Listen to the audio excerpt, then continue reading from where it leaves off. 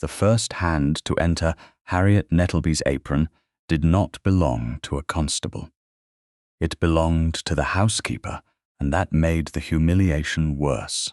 At 9 o'clock, on the morning of September 29th, 1846, the servants' hall at Rookbridge Hall held the strained silence of a room in which rank had arranged every breath. 24 wage packets lay in 2 straight rows upon the long oak table, each folded, sealed, and marked in ink with the initials of the servant meant to receive it. Michaelmas quarter-day should have brought relief. Instead, the room felt like judgment waiting for a name. Harriet stood near the lower end of the table, among the upper housemaids, her white work apron freshly pressed, her hands folded at her waist. At 27, she had learned how to occupy as little space as possible, without appearing timid. In a great house, invisibility could be mistaken for good conduct, and she had allowed that mistake to protect her for years. Across the table, Jasper Rudge, the estate steward, counted the packets for a second time. His dark coat sat too neatly across his shoulders for a man supposedly troubled by error. Beside him stood his elder sister, Mrs. Maud Calthrop, the widowed housekeeper, with the household keys hanging from her waist and authority sharpened into every line of her face. A velvet tray rested empty near Jasper's right hand. "No one leaves," he said. "A coin belonging to the estate is missing." The servants shifted, but no one spoke. Before Jasper had finished the sentence, Maud stepped between the rows and stopped in front of Harriet. "Your apron is caught," she said. "Stand still." Harriet looked down. Nothing appeared caught. Maud's fingers moved to the right side of her waist, smoothing the cloth with the proprietary touch of someone accustomed to treating servants as extensions of the house. Her hand dipped briefly toward the right pocket. Behind Harriet, a laundry maid drew in a quiet breath, then lowered her eyes. Harriet felt the pressure, the quick intrusion, but Maud had already stepped back. "There," the housekeeper said. "You present yourself poorly when you're nervous." "I wasn't aware that I was nervous," Harriet replied. Maud's mouth tightened. Jasper lifted the empty velvet tray. A clipped silver sixpence was placed here while I prepared the Michaelmas packets. "It is no longer here." His gaze travelled over the servants and came to rest upon Harriet with too much certainty. Miss Nettleby remained in the hall after the breakfast bell. "I collected the inventory cloths," Harriet said. "Mrs. Calthrop instructed me to do so." Maud looked almost pained by the reminder. "And yet you were alone near the table." "For less than a minute." "Long enough," Jasper said. The words moved through the room like a draught. Harriet saw Alice Fenwick, the 16-year-old kitchen maid, staring at the floor. Elizabeth Broom, from the still room, pressed her lips together. No one believed accusation was proof. That did not mean anyone would risk saying so. Maud stepped forward again. "Your apron." Harriet did not move. On whose authority? The question was quiet, but the room heard it. Maud's expression changed. "Do not be insolent." "I asked whose authority permits you to search me," Jasper answered. "Mine, as steward responsible for estate funds." Harriet turned her head slightly toward him.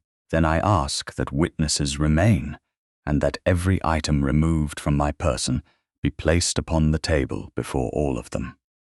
A flicker of surprise crossed his face. He had expected tears, denial, perhaps panic. Harriet gave him procedure instead. "You're in no position to set conditions," Maud said. "I am in precisely the position where conditions matter." The housekeeper seized Harriet's right wrist. Pain flared beneath Maud's thumb, sharp enough to make Harriet's fingers open. Harriet did not cry out. Maud thrust her other hand into the right apron pocket. The cloth pulled hard across Harriet's hip. A stitch gave way. Then another. The pocket seam tore with a small, intimate sound that seemed louder than shouting. Maud withdrew her hand. A silver sixpence flashed between her fingers. She released it. The coin struck the stone floor, spun once, and settled near Jasper's polished shoe. No one moved. Harriet looked down at the torn edge of her apron, then at the coin. Her wrist throbbed in Maud's grip. "Let go of me," she said. Maud released her at last. Jasper bent and picked up the sixpence. One edge had been shaved thin. The damage was visible even from several feet away. "There is the estate's property," he said, "found in your pocket." Harriet raised her eyes to his. "Then examine it properly. It has been found upon you. Its position does not change its weight." Jasper's fingers closed around the coin. "You would challenge what everyone has just seen?" "I would ask them to consider what they have not." Harriet turned toward Maud. "Mrs. Calthrop touched this pocket before the coin was announced missing." The laundry maid behind her went still. Maud gave a short laugh. "I straightened your apron. You put your hand near the pocket. Take care, girl." Harriet's wrist had begun to redden where the housekeeper had held it. She folded her hands again so no one would mistake pain for weakness. "I am taking care." A voice from the doorway cut through the room. Then someone should explain why Mrs. Calthrop knew which pocket to search. Every head turned. Gabriel Ketteridge, Duke of Redmarsh, stood beneath the stone arch in a dark travelling coat, still damp from the Kent road. Mud marked his boots. The scent of wet wool and horse entered with him. He had returned from London without announcement, and the astonishment of his household made that plain. At 36, Gabriel carried rank without needing to display it. His restraint was more commanding than Jasper's severity, because it did not require performance. His gaze moved from Harriet's torn apron to the mark forming around her right wrist, then to the clipped coin in Jasper's hand. "Your Grace," Jasper said, recovering first, "you were not expected until tomorrow. That does not answer my question." Gabriel entered the hall. I saw the final portion of the search. Mrs. Calthrop went directly to the right pocket. "Why?" Maud curtsied. "Miss Nettleby kept her hand near it, Your Grace." Gabriel looked at Harriet's hands, folded at the center of her waist. "Did she?" "No, Your Grace," Harriet said. "Mrs. Calthrop adjusted the right side of my apron before Mr. Rudge, the coin was gone." Gabriel shifted his attention to the laundry maid behind Harriet. The young woman lowered her face before he could question her. He did not force an answer. "The coin," he said. Jasper held it out. Gabriel did not close his bare hand around it. Set it down. A footman hurried forward.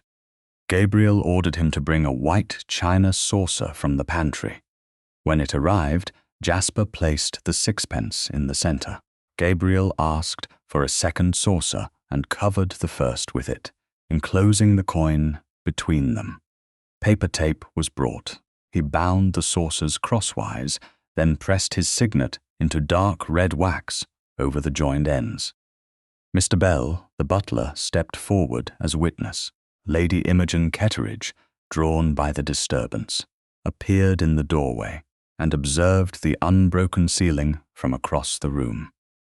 "No one touches this without me and 2 witnesses," Gabriel said. "Mr. Bell, record the time, the persons present, and the condition of the coin." Jasper's face hardened. "Your Grace, the evidence was found upon Miss Nettleby. The evidence was found after a search conducted by the woman who appears to have known where it would be." Gabriel's voice remained calm. "Miss Nettleby will not be dismissed." Relief did not move through Harriet. Relief came too close to gratitude, and gratitude could be used to close an inquiry before truth was reached. She looked instead at the sealed saucers. "Your Grace, the coin should be weighed against a full 6 pence. Gabriel met her gaze. Something in his expression changed, not softened, but focused. "It will be." He turned toward the wage packets. "Which is yours?" Harriet indicated the packet marked HN. Gabriel lifted it from the lower row. The paper remained sealed. He balanced it across 2 fingers, then took the packet beside it, one belonging to another upper housemaid at the same wage. His eyes narrowed. He exchanged their positions, tested them again, and looked toward Jasper. "These should contain equal amounts." "They do," Jasper said. Gabriel held Harriet's packet in one hand and the other in his opposite palm. "No." The room seemed to contract around the word. Harriet watched his face as the accusation in the hall shifted direction. He placed both packets upon the table without breaking either seal. "Mr. Rudge, this packet is too light." Jasper's composure faltered for the first time. Gabriel looked along the 2 rows of wages, then at the servants who had waited in silence to receive them. "Recall every packet that has left this room. No one spends a coin. No one exchanges one. We weigh them all before sunset." Harriet looked once more at the clipped 6 pence sealed between white china. A moment earlier, it had been offered as proof of her dishonesty. Now the unopened packet bearing her initials had exposed a larger theft. Someone had searched a maid's apron because it was easier than examining a steward's accounts. Before the day ended, the Duke intended to weigh both.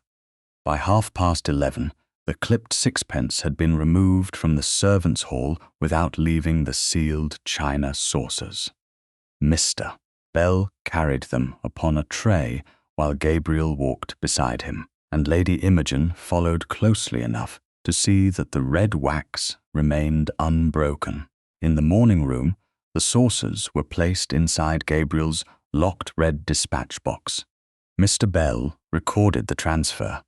Lady Imogen watched Gabriel turn the key and place it in his own pocket. Only then did anyone attend to Harriet's torn apron.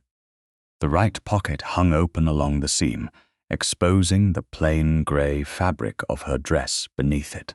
Maud's grip had left a red mark around Harriet's wrist, darker where the housekeeper's thumb had pressed. Lady Imogen examined the torn cloth without touching the pocket. "This should be preserved as it is," she said. "Not mended, not washed." Maud's expression sharpened. "My lady, an apron is hardly evidence." "It was the place from which the coin was produced," Lady Imogen replied. "That makes its condition relevant." Harriet was taken to a small dressing room adjoining the morning room and given a clean, spare apron from Lady Imogen's household stores. She removed the damaged one herself.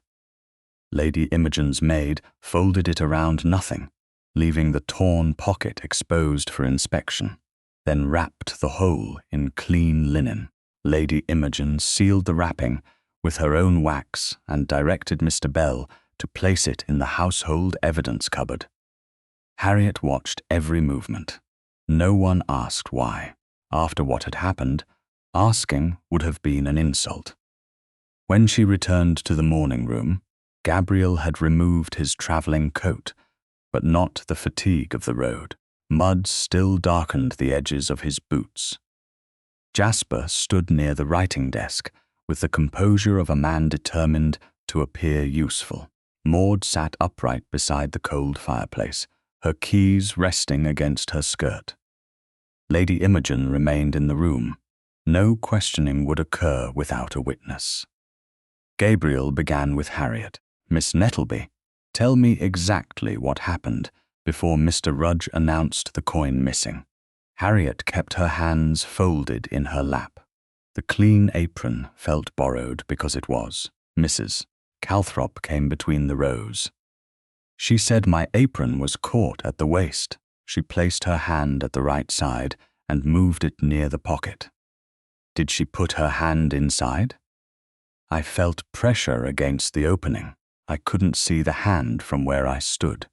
Did she touch the left pocket? No. Gabriel glanced toward the mark on Harriet's wrist, and after the announcement, she held my right wrist and searched the same pocket. Why did you remain in the servants' hall after breakfast? Mrs. Calthrop instructed me to collect the inventory cloths from the side cupboard. Gabriel looked at Maud. Did you? I may have done, Maud said. There were many instructions this morning. Harriet turned her head slightly. You told me the cloths were needed before noon. Maud's mouth tightened. A servant remembers commands that concern her own convenience. The cupboard is beside the wage table, Gabriel said. That would leave Miss Nettleby near the packets. For less than a minute, Harriet replied. Was anyone else in the room? A footman crossed the passage. Mrs. Calthrop was at the door. Mr. Rudge had gone into the counting room. Jasper spoke. That is her account. Gabriel looked at him. You will give yours separately. He dismissed Jasper and Maud into adjoining rooms under Mr. Bell's supervision. Neither was permitted to speak to the other. Harriet remained with Gabriel and Lady Imogen. The silence changed after the door closed. It was no longer the silence of accusation. It was the silence of people deciding whether truth would be allowed to take time. Gabriel moved toward the table where Harriet's unopened wage packet lay beside the comparison packet. You said the coin should be weighed. Yes, Your Grace. And your packet? Harriet looked at the folded paper marked HN. Weigh my wage before you weigh my word. Lady Imogen's gaze moved toward her.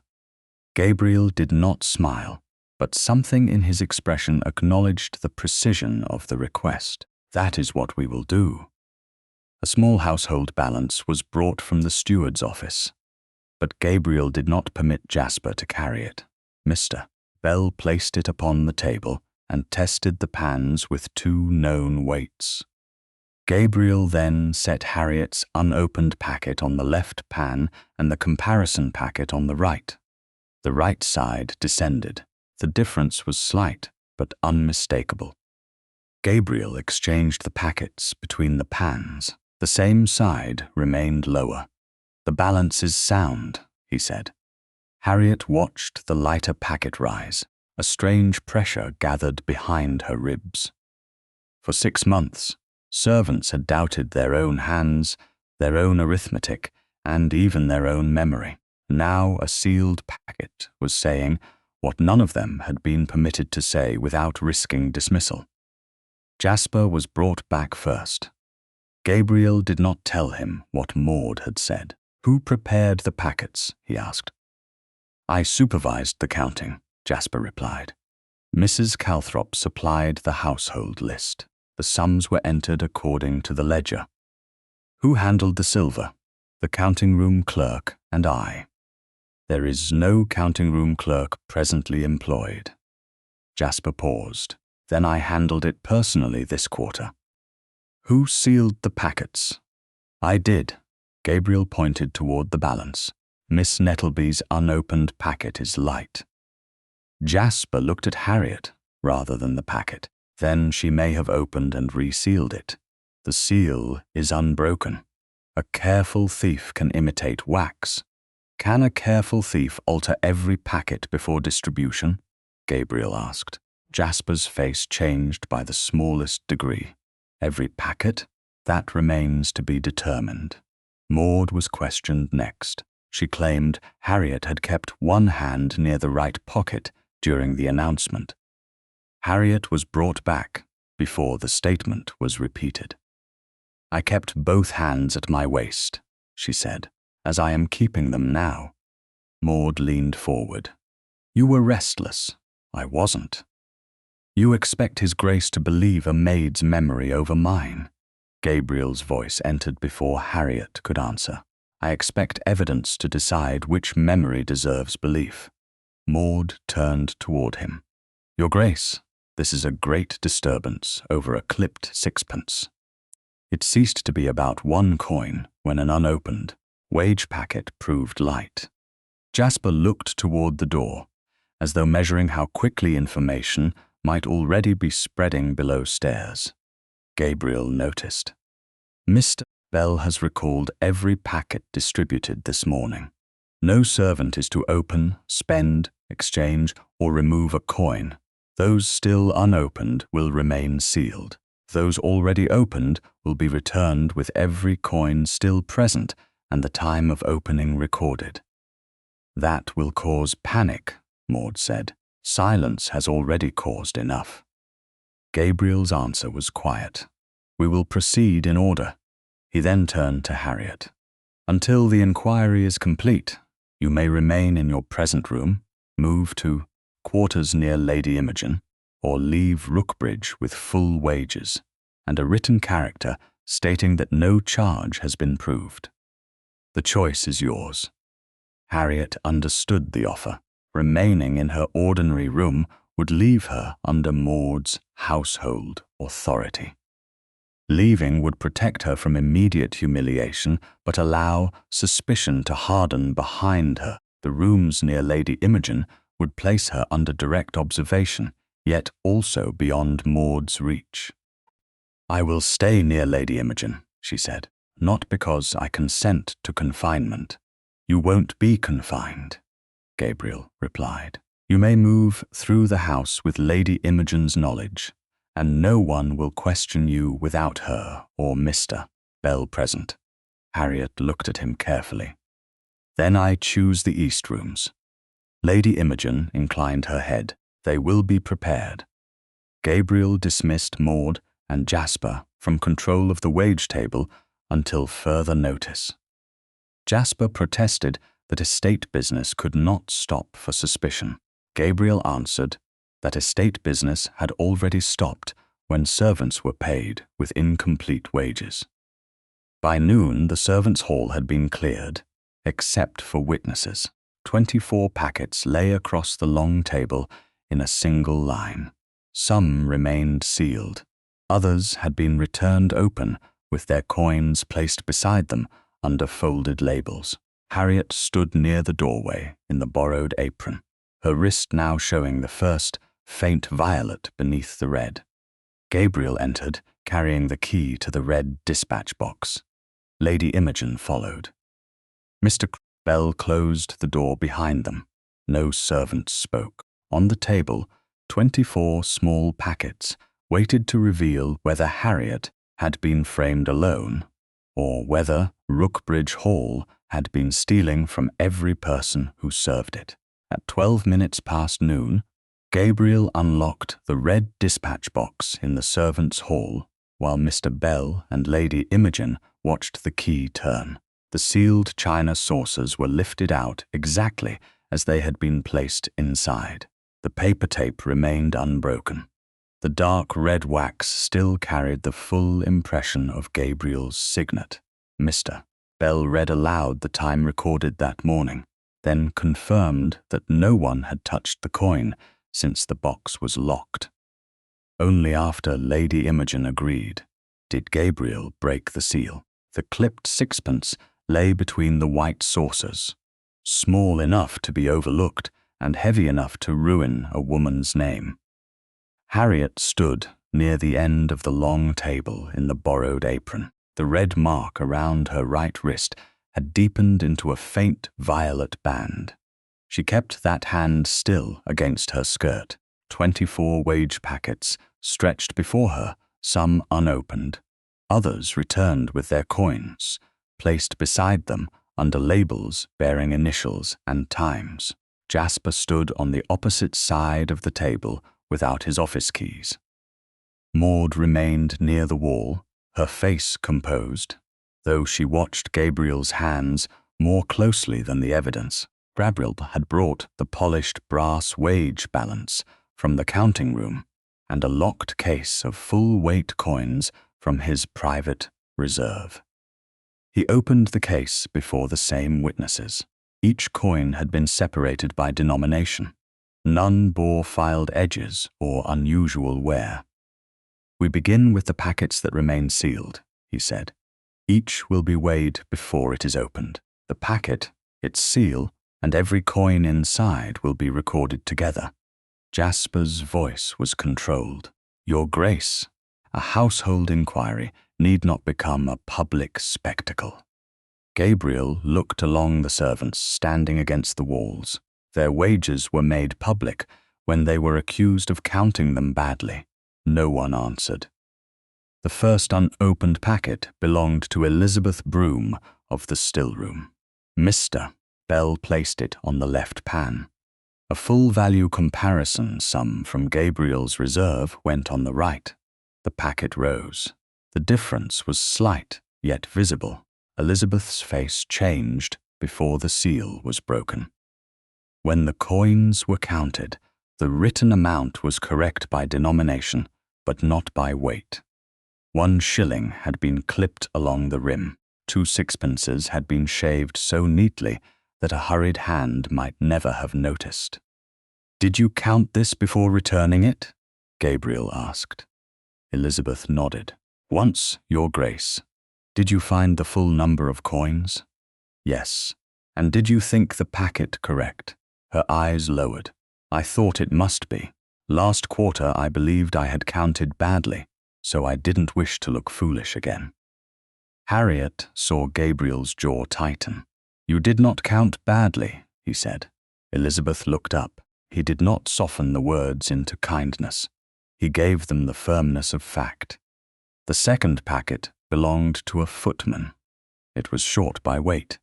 The third belonged to a laundry maid. It was short by more. The fourth belonged to a senior servant and had lost less in proportion to the wage written outside. By the 6th packet, a pattern had begun to take shape. By the 10th, no one could pretend it was chance. Every packet contained at least 1 altered coin. Some silver had been clipped along the edge. Some had been shaved so evenly that the difference could be felt only on the balance. The lower the servant's wage, the greater the proportion removed. Jasper objected after the 12th packet. Old coins wear. Silver passes through hundreds of hands. Gabriel set 1 clipped sixpence beside another. Wear does not usually repeat the same angle. Harriet leaned closer without touching either coin. The flattened edges faced the same direction. Fine parallel lines marked both rims. "They were filed from right to left," she said. Jasper turned toward her. "You cannot know that. The strokes narrow at the end." Harriet pointed without placing a finger on the silver, the hand lifted there. Gabriel examined the marks under the light from the high windows. He took a third altered coin from another packet and aligned it beside the first 2. The same diagonal cut appeared. "Record that the filing marks are similar," he told Mr. Bell. "Not identical until examined properly." Maud gave a quiet breath of impatience. "This is absurd. You're allowing a maid to instruct the household in metallurgy." Harriet met her gaze. "I am describing what is visible and suggesting conspiracy. The balance is doing that." Gabriel did not rebuke Harriet for the reply. He asked Mr. Bell to continue. Alice Fenwick's packet came near the end of the lower servants' row. The kitchen maid stood with both hands pressed together, watching every coin as though one might still disappear if she blinked. Her packet had been opened earlier, but she had returned all the silver in a folded cloth. Mr. Bell counted the coins. The number was correct. The weight was not. 1 sixpence had been cut deeply enough to account for most of the shortage. Alice stared at it. "That's the same amount," she whispered. Mrs. Pritchard looked toward her. "Alice," the girl swallowed, "it's the same as before. The sixpence I thought I'd lost in spring." Harriet stepped closer. "May I count with you?" Alice nodded. Harriet did not take the coins from her. She placed the full weight sixpence beside the clipped one and let Alice set each upon the balance herself. The sound of silver against brass was small and clear. The full coin lowered the pan. The altered coin rose. Alice's eyes filled, but she did not cry. "I went through my pockets 3 times," she said. "Mrs. Calthrop made me search the kitchen floor after supper." Maud's face hardened. "Because you reported missing money. I thought I'd been careless." Harriet looked at the girl. "You were not careless. I should have known. No, someone counted on you, blaming yourself." Alice lifted her head. The shame in her expression did not vanish, but it moved away from her and toward the long table. That change passed through the room. A stable boy admitted he had worked half a day without pay after being accused of wasting a shilling. A laundry maid said she had gone without lamp oil rather than confess another coin was short. Gabriel stopped the accounts from becoming a chorus of humiliation. "Each statement will be taken separately," he said. "No one must speak now unless they choose." The silence that followed was different from the silence that had greeted Harriet's search. It no longer protected authority. It protected the servants until they were ready. When the final packet was weighed, every one of the 24 had proved deficient. The highest paid servants had lost the least proportion. The lowest paid had lost the most. Jasper's face remained controlled, but sweat had gathered near his collar despite the cool room. "There are several explanations," he said. "Then provide one that accounts for every packet." Gabriel replied, "The silver may have arrived altered. You signed for it? I signed for sealed bags. Then we will obtain the original delivery records." Jasper's gaze sharpened. Gabriel did not pursue the point yet. He turned instead to Mr. Bell. "Number every packet. Keep each original seal with its coins. Separate the clipped silver by packet, not by denomination. Wrap and seal each group before it leaves this table." Lady Imogen agreed to witness the first 12. Mrs. Pritchard and Mr. Sloane were asked to witness the remaining 12. The evidence would go into the secured household cupboard under recorded custody. The clipped sixpence from Harriet's apron was returned to its china, covering, resealed and marked separately from all wage coins. It would never be confused with them. Gabriel then opened his private reserve case again. "Replacement wages will be paid today in full." Jasper stepped forward. "Your Grace, the estate accounts should authorize any second payment." "This is not a second wage," Gabriel said. "It is restoration of money that should already have been received." He looked toward the servants. "It comes from my personal reserve until the estate accounts are corrected. It is not charity, and no one will owe gratitude for receiving what was earned." Elizabeth Broom accepted her full packet with both hands. Alice counted hers before leaving the table. No one hurried her. When the final replacement wage had been distributed, Gabriel faced Jasper. "Your sole control of household silver ends now. You will surrender every counting room key to Mr. Bell before you leave this room." Jasper's expression tightened. "On the word of a maid, on the weight of 24 packets." The keys came free from Jasper's hand, one by one. Their metal struck the table with a harder sound than the coins. Gabriel watched until Mr. Bell had counted them. Harriet looked at the rows of sealed evidence, the clipped rims aligned beneath their labels, and the servants holding full wages at last. The Duke had proved the theft existed. He had not yet proved when it began or who had committed it. "Your Grace," she said. Gabriel turned toward her. "This did not begin today." Jasper went still. Harriet felt the ache in her wrist, the torn apron sealed away, and 6 months of figures waiting beneath the false bottom of her workbox. "I have been recording the shortages since March," she said, "and I can prove it." The proof Harriet had promised was hidden beneath the false bottom of a scratched walnut workbox, wrapped in plain linen and bound with faded blue thread. On the morning of September 30th, she set the box upon the small table in the east room. Lady Imogen had given her, and waited until Gabriel, Lady Imogen, and Mr. Bell were all present before touching the lock. The bruise around her right wrist had deepened overnight to a dark violet band. It ached when she turned the key. But she did not ask for help. The workbox held the ordinary evidence of a woman whose life had been measured in usefulness. Needles rested in a paper case. Black thread lay beside white. 2 spare buttons had been wrapped in muslin. Beneath the shallow tray, Harriet pressed her thumb against a narrow groove in the wood. The false bottom lifted. Lady Imogen leaned forward. Gabriel did not.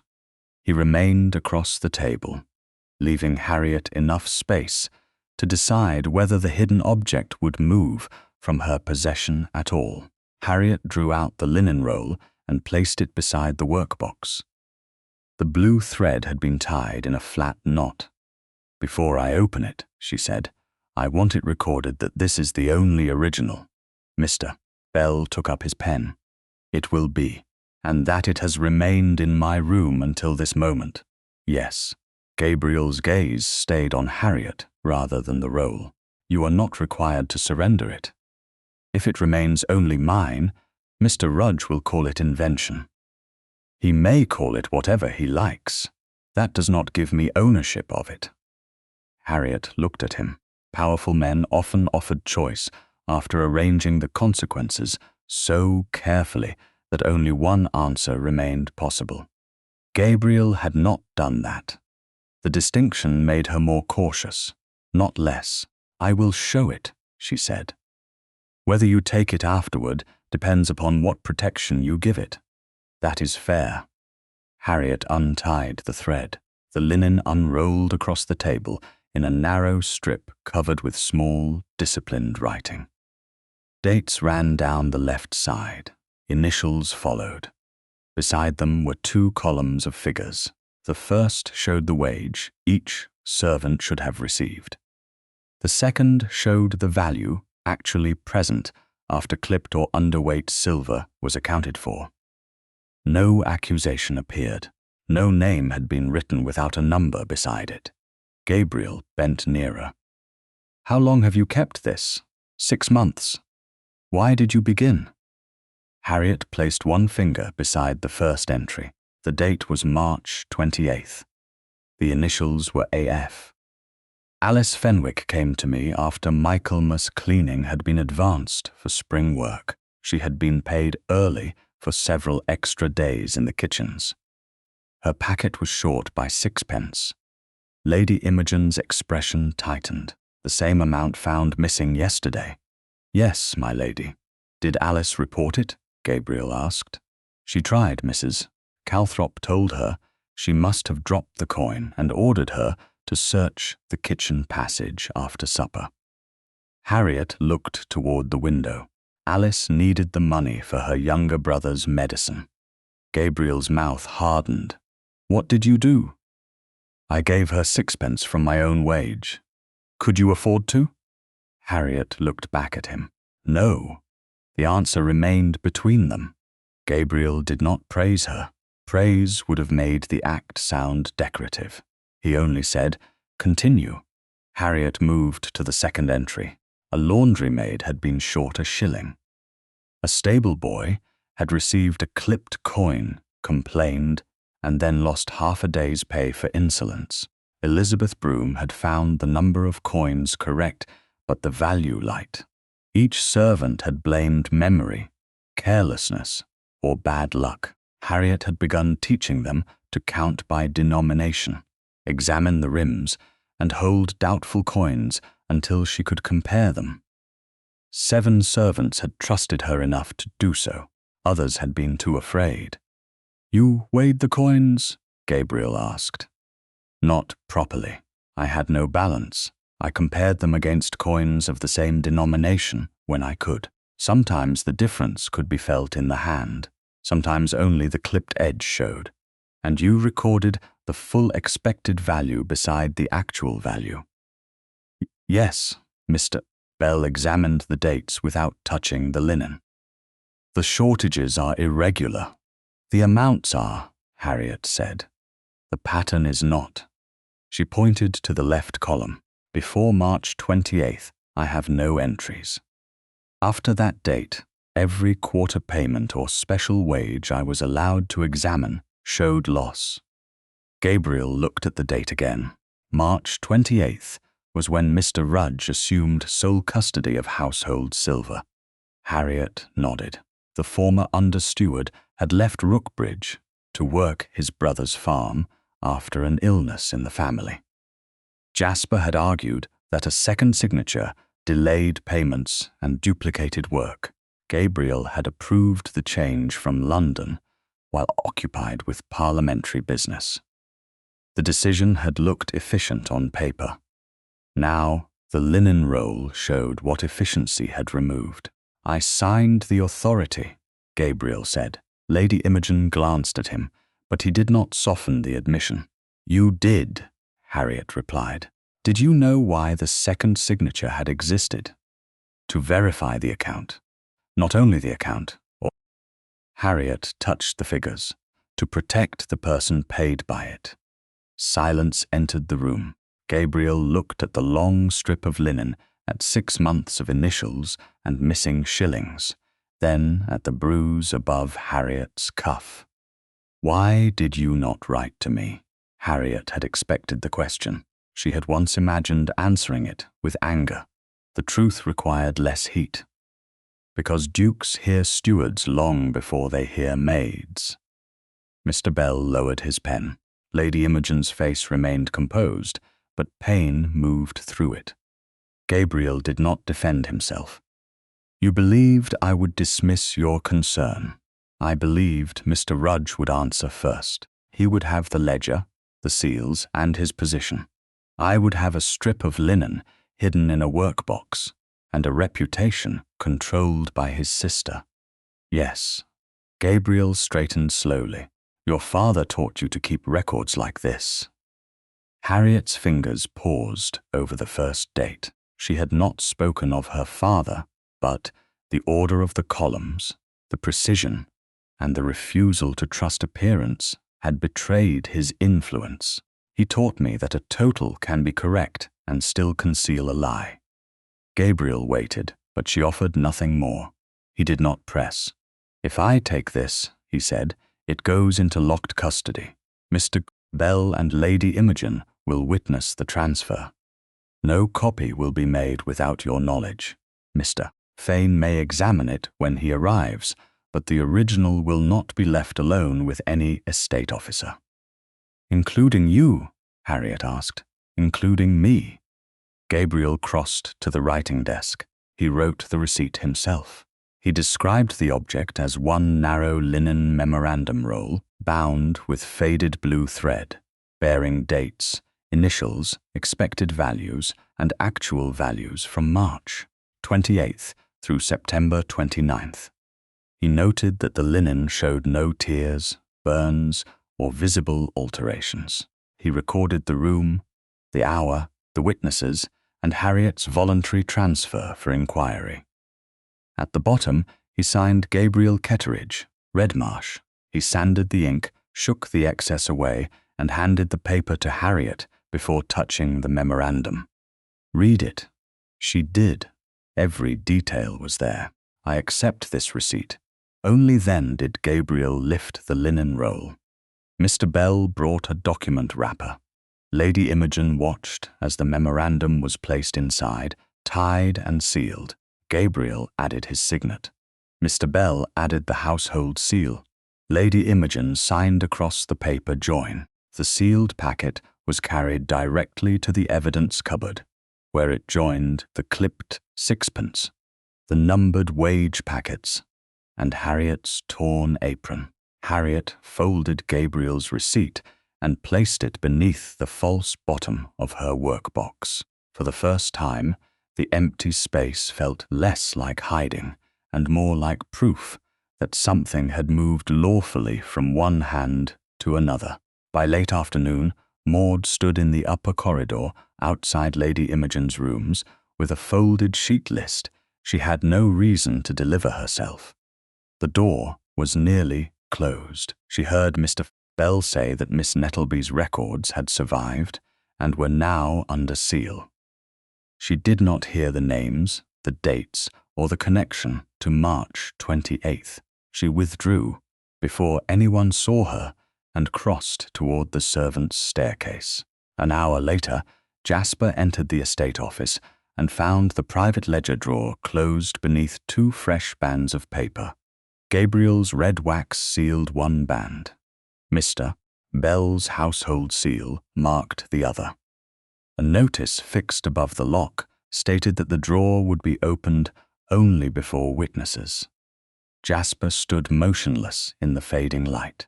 Behind him, Maud spoke from the doorway. Her records still exist. Jasper looked at the seals rather than his sister. Then we have lost the advantage of silence. What remains? He turned at last. The calm in his face was more dangerous than anger. The advantage of doubt. The household ledger looked innocent enough to ruin another honest person. On the morning of October 1st, it lay open upon the green leather desk in the estate office. Every column ruled straight, every total balanced, every quarter brought neatly to account. Sunlight reached the room through tall windows and caught upon the brass clock above the shelves. Nothing in the ledger appeared careless. That was what troubled Harriet most. Gabriel stood at the head of the desk while Mr. Bell examined the 2 paper bands sealing the private drawer. Gabriel's red wax remained unbroken on one. The household seal remained clear on the other.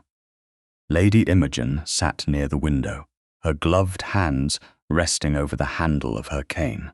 Jasper stood opposite Gabriel with the controlled patience of a man forced to witness an insult. Beside him, Nathaniel Fane, solicitor to House Ketteridge, opened a black writing case and arranged his pens with quiet precision. Harriet had been given a smaller chair at the side of the desk. Gabriel had placed it there before she entered. He had not remarked upon the gesture, and she had not thanked him for it. The bruise around her right wrist remained dark beneath her cuff, though the tenderness had begun to settle.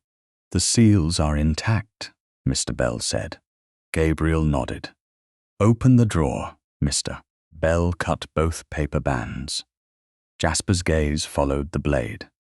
The ledger was lifted out and placed upon the desk. Its brown leather cover showed ordinary wear at the corners. No page had been torn. No fresh scrap of paper protruded from the binding.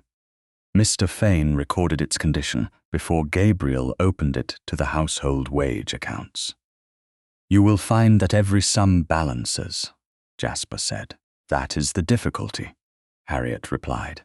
He turned toward her. "You consider correct arithmetic suspicious now. I consider perfection suspicious when 24 sealed packets were short. The servants had possession of those packets before the weighing." "Several remained unopened," Harriet said. "Mine among them." Jasper's mouth thinned. "A packet may be resealed." Gabriel placed one hand upon the ledger. "That objection has already been recorded. Repeating it does not strengthen it." Mr. Fane looked toward Harriet. "Miss Nettleby, show me where your own record first indicates a pattern." The sealed packet containing the linen memorandum had been brought from the evidence cupboard by Mr. Bell before anyone entered the office. Lady Imogen and Gabriel examined the seals from September 30th. Harriet confirmed that the wrapper and blue thread within appeared as she had last seen them. Only then was the packet opened. Mr. Fane did not remove the linen from Harriet's sight. He unrolled it upon a clean sheet of paper and placed small glass weights at the corners. March 28th, Harriet said. The first entry is Alice Fenwick, Mr. Fane compared the date with the wage ledger. And this was the day Mr. Rudge assumed sole custody. It was, Gabriel said. Jasper folded his arms. By your written authority. Yes. Gabriel's answer gave him nothing to push against. That authority is now part of the inquiry. Mr. Fane turned the ledger pages slowly. The entries for the earlier quarter appeared in a broad, confident hand. At March 28th, the figures changed.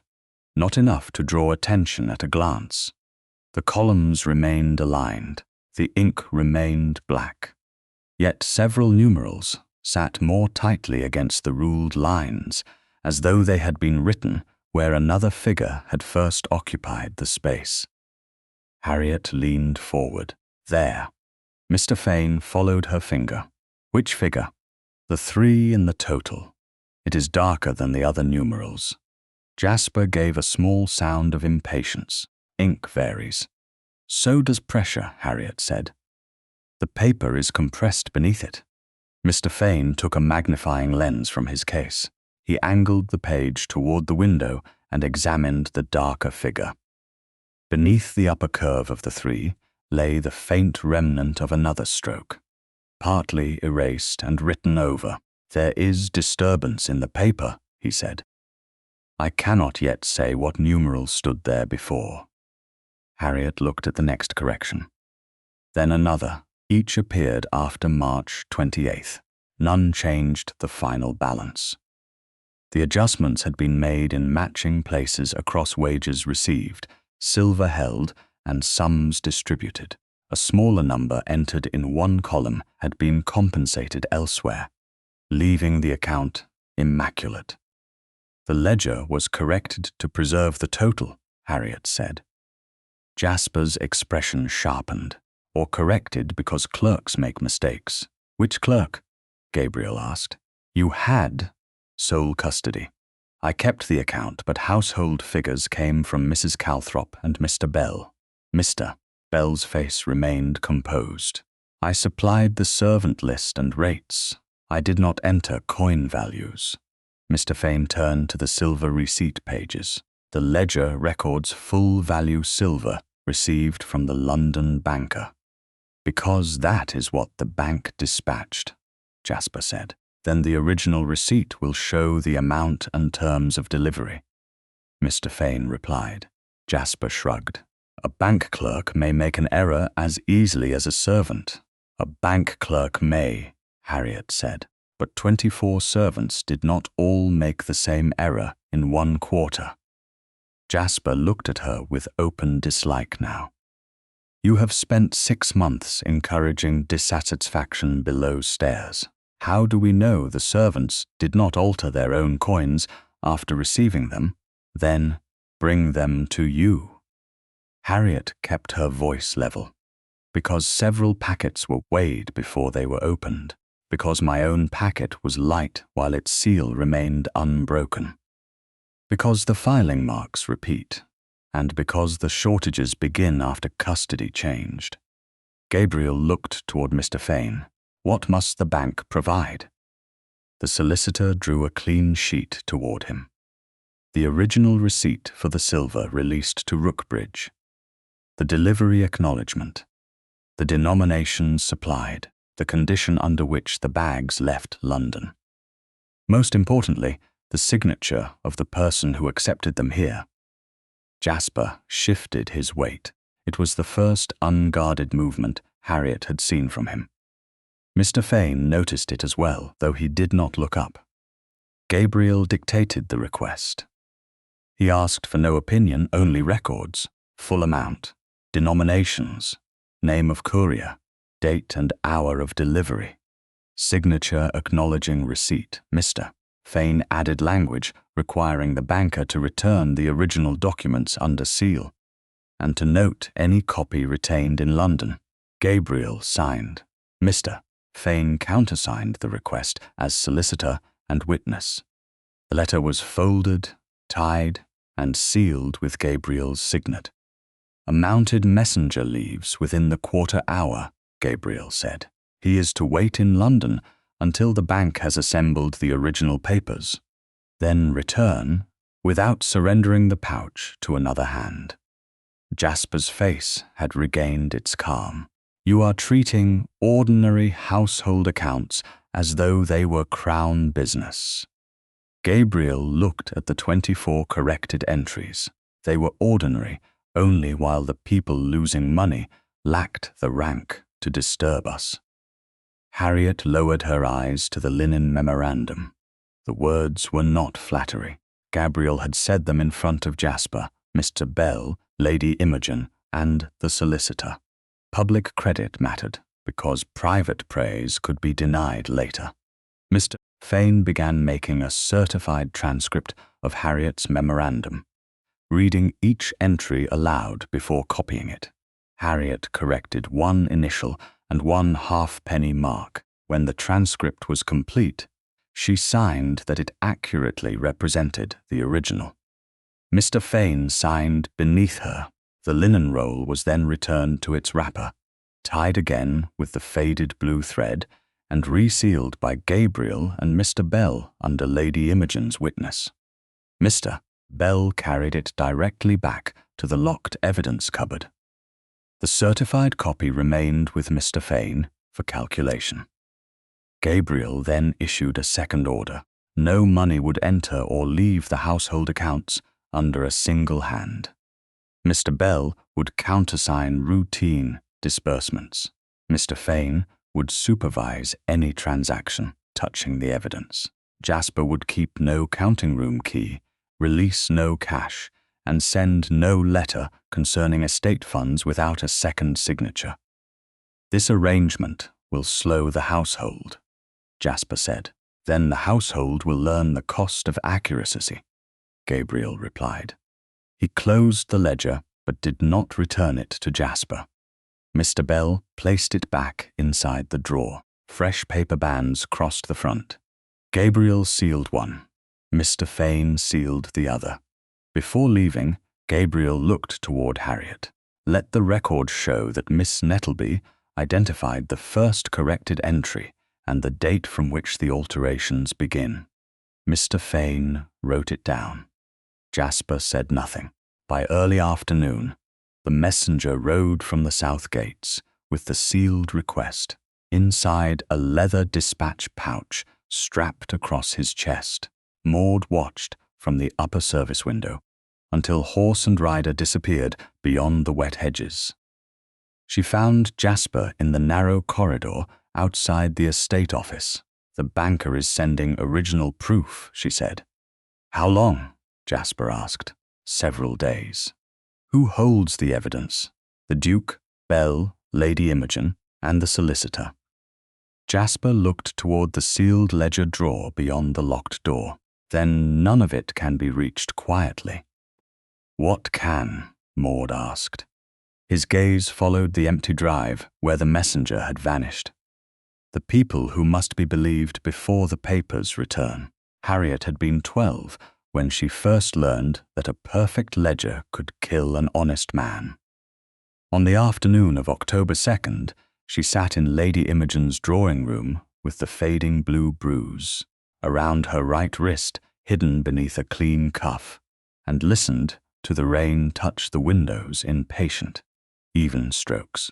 The sound reminded her of figures entered in a column, one beneath another, orderly enough to quiet suspicion.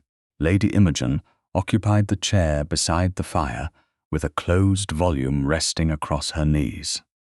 Gabriel stood near the mantel, leaving more distance between himself and Harriet than the room required. He had not asked for the linen memorandum to be brought from the evidence cupboard. The original remained locked beneath recorded custody. Harriet's signed receipt remained beneath the false bottom of her workbox. Nothing in the room needed to be touched for the conversation to become dangerous. "Mr. Fane told me you recognized the altered figures before he did, Gabriel said. I recognized the method. Because of your father? Harriet looked toward him. She had mentioned only that her father taught her not to trust a correct total. Gabriel had not pressed then. He did not press now. You don't have to answer, he added. Then why ask? Because I would rather understand the harm I may repeat before I repeat it. Lady Imogen's gaze remained upon the fire. She was present, but she had made herself still enough to give Harriet the dignity of choosing her own words. Harriet folded her hands in her lap. The right wrist no longer throbbed unless she turned it sharply. The older pain required less movement. My father was a commercial clerk in Canterbury, she said. He kept accounts for a wool merchant who supplied several large houses. He was careful enough that other men called him difficult. Gabriel's mouth tightened slightly. What did they dislike? He asked where numbers came from. A faint breath left Lady Imogen. Harriet continued. One winter, money disappeared from the merchant's funds. The ledger balanced. Receipts appeared to match. My father was the clerk, whose hand appeared most often in the books, so the merchant accused him. Was there an inquiry? Gabriel asked. There was a meeting. Harriet looked down at the unmarked fabric of her borrowed apron. 3 gentlemen sat behind a table. My father stood before them. They called it an inquiry because they allowed him to speak. The room became quiet. Harriet remembered the green cloth covering that table, the brass inkwell, and her father's gloves worn pale at the knuckles. She had waited outside the door with her mother and heard his voice rise only once. Not in anger, in desperation. He asked them to examine the original receipts, she said. He asked them to weigh the silver reserve. He said a ledger might be correct in its totals and false in the path by which it reached them. Did they do either? No. The merchant's senior clerk said the originals had already been copied accurately. One of the gentlemen said weighing silver would suggest distrust of respectable officers. Gabriel looked away toward the rain-streaked glass. Harriet watched the muscles in his jaw move before he spoke. They trusted rank before evidence. They trusted familiarity. It is often dressed as rank.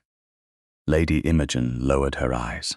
Harriet had not meant the words as an accusation against Gabriel, but he received them as one. He did not defend himself. What happened to your father? He asked. He lost his position. No merchant would employ a clerk dismissed under suspicion.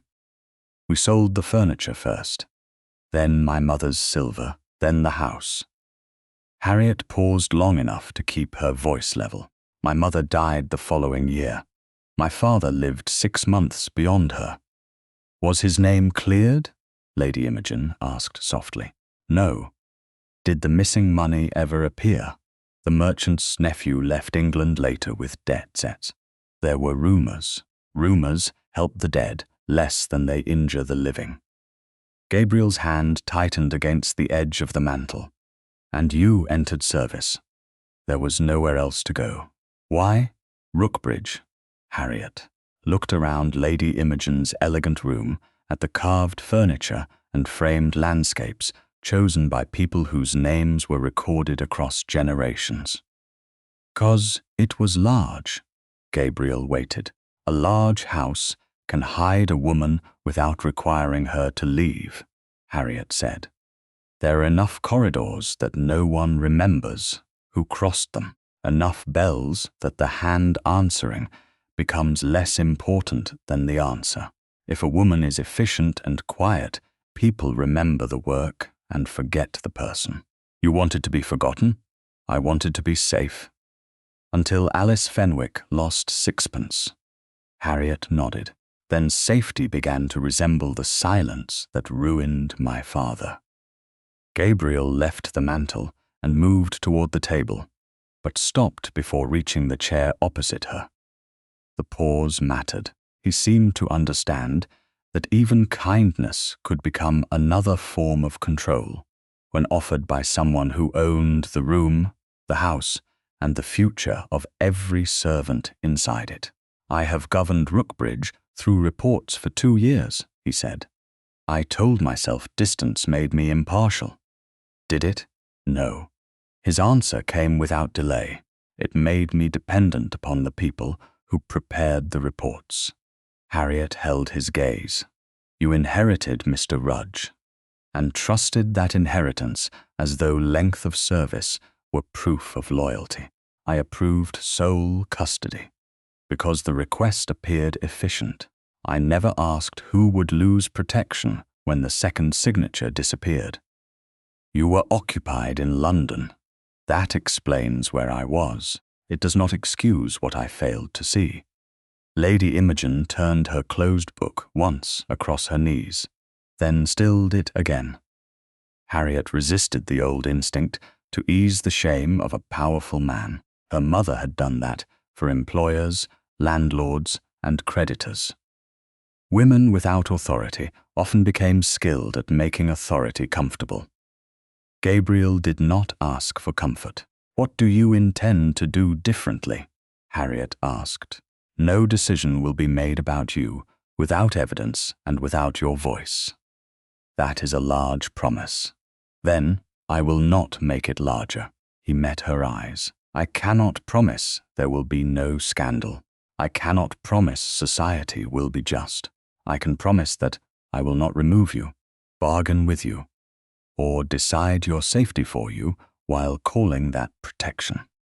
Harriet felt the words enter the exact place where distrust lived. "My father received promises from men with seals." Gabriel did not flinch. "Then judge mine by what follows them." She looked toward the rain. The answer was not assurance. It was permission to remain unconvinced. That made it more believable. "I will," she said. Gabriel released a slow breath. "Harriet." Her name sounded different in his voice, lower and more intimate than Miss Nettleby had ever been. Her body went still before she could prevent it. Gabriel heard the presumption as soon as it left him. "Forgive me," he said. "I should asked." Harriet's heart had begun to beat too quickly, but she kept her hands steady. Not yet.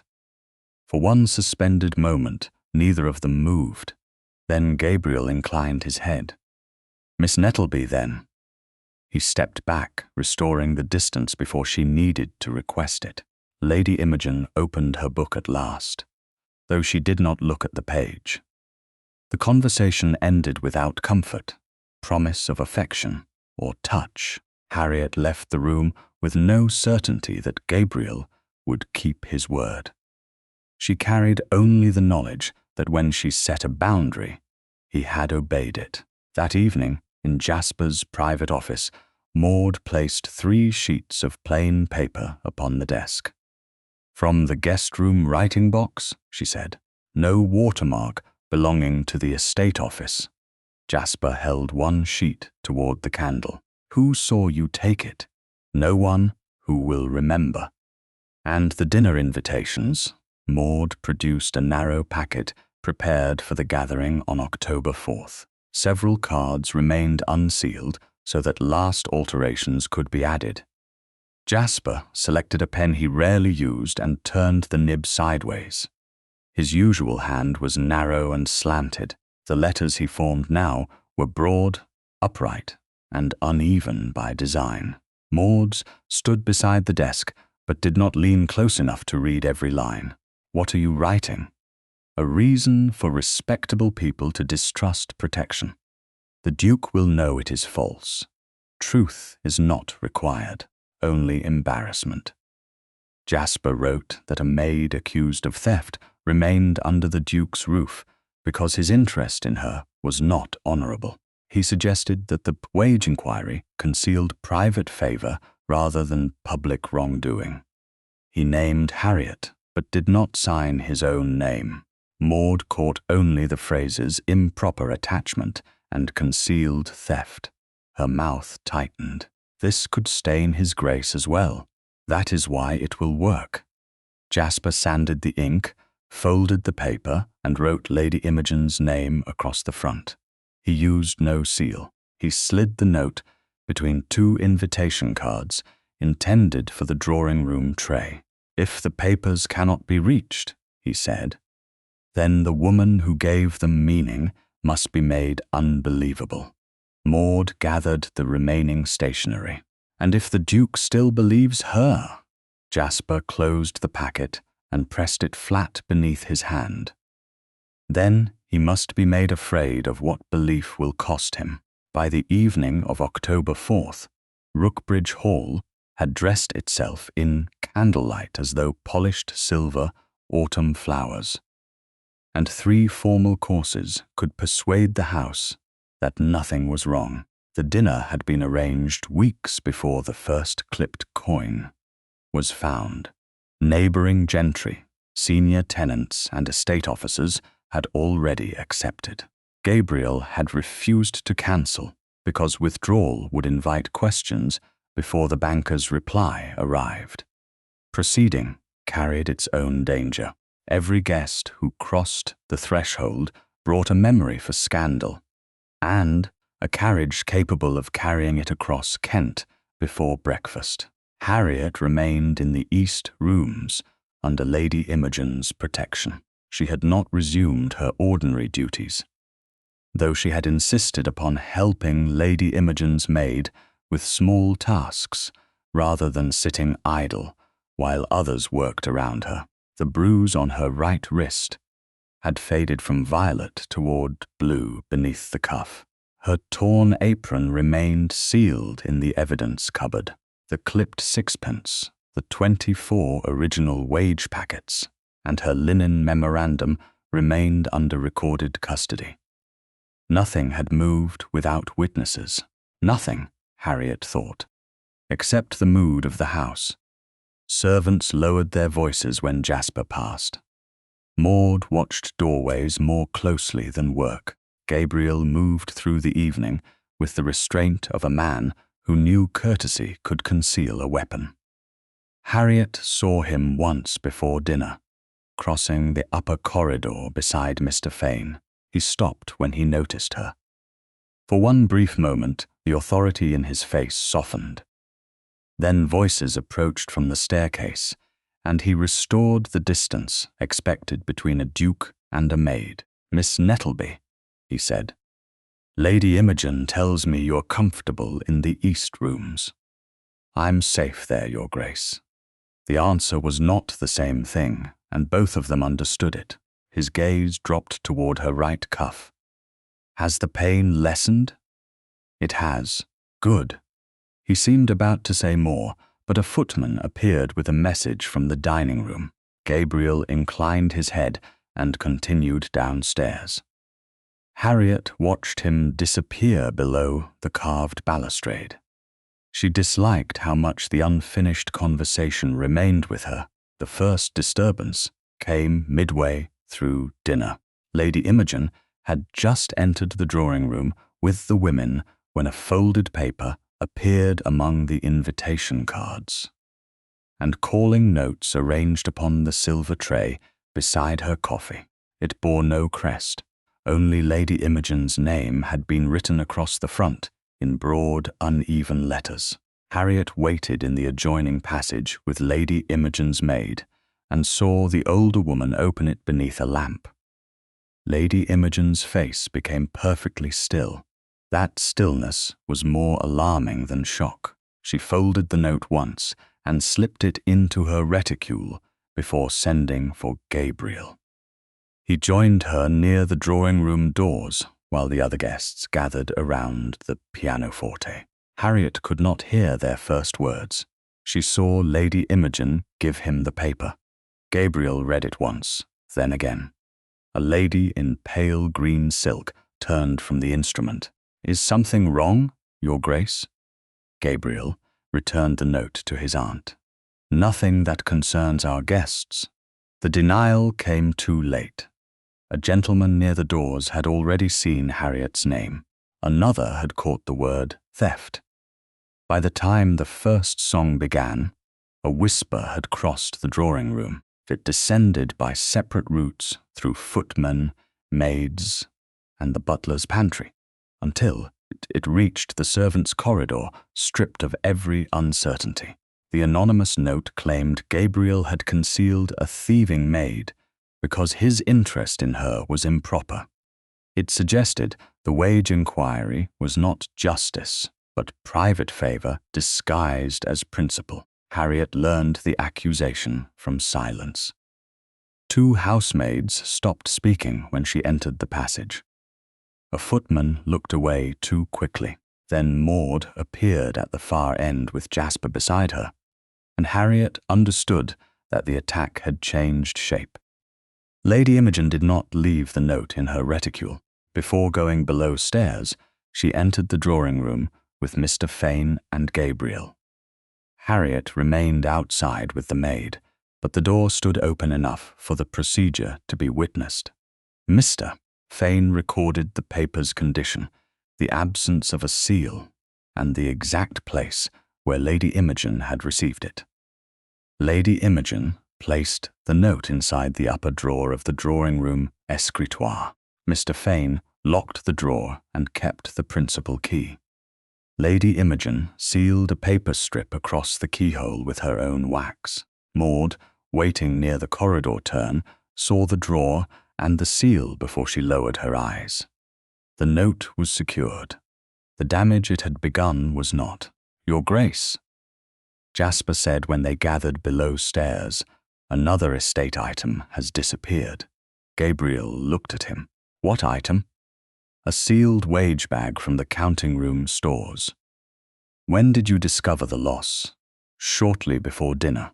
"Why wasn't it reported then?" "The guests had arrived. I hoped it had been misplaced." Maud's gaze settled upon Harriet. "The household cannot endure this uncertainty. Miss Nettleby's room must be searched." Harriet felt the corridor narrow around her. Refusal would be called concealment. Consent would turn her room into a stage. Gabriel looked at her rather than Maud. "No search will occur without your consent." The promise from October 2nd stood between them. Harriet could refuse. She also knew that refusal would leave the suspicion alive. "Search it," she said, "but everyone who enters must be named. Nothing may be moved without a witness, and no one touches an object with bare hands." Gabriel nodded, agreed. They went to the small east room near Lady Imogen's sitting room. Harriet entered first. Her walnut workbox remained locked upon the table. Her spare dresses hung behind the screen. Folded linens lay in the narrow chest at the foot of the bed. Mr. Bell recorded every person present.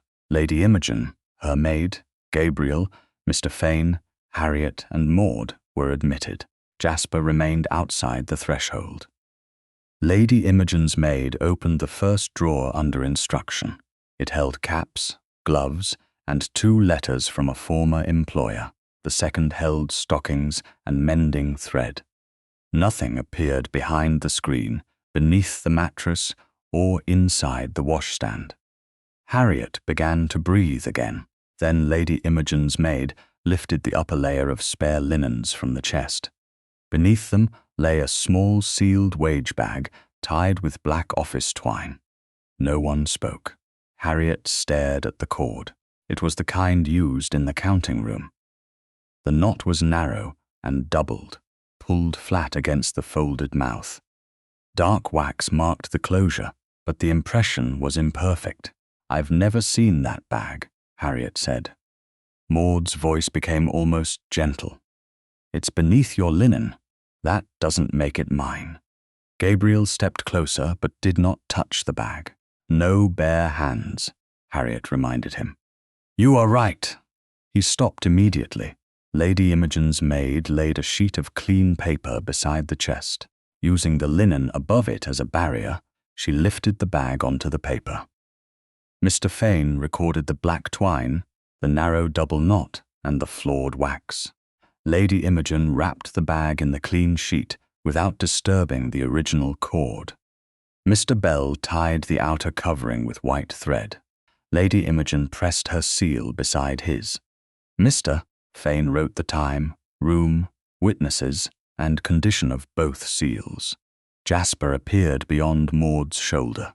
Your Grace, she cannot remain at Rookbridge after this. Gabriel's expression hardened. She has not been proved guilty of anything. Guests already believe there is an improper connection. If she remains beneath your roof, they will call that proof. If evidence disappears, they will say you allowed it. Harriet saw the fear enter Gabriel's judgment. He did not believe she had stolen. That almost made what followed worse. He feared tampering.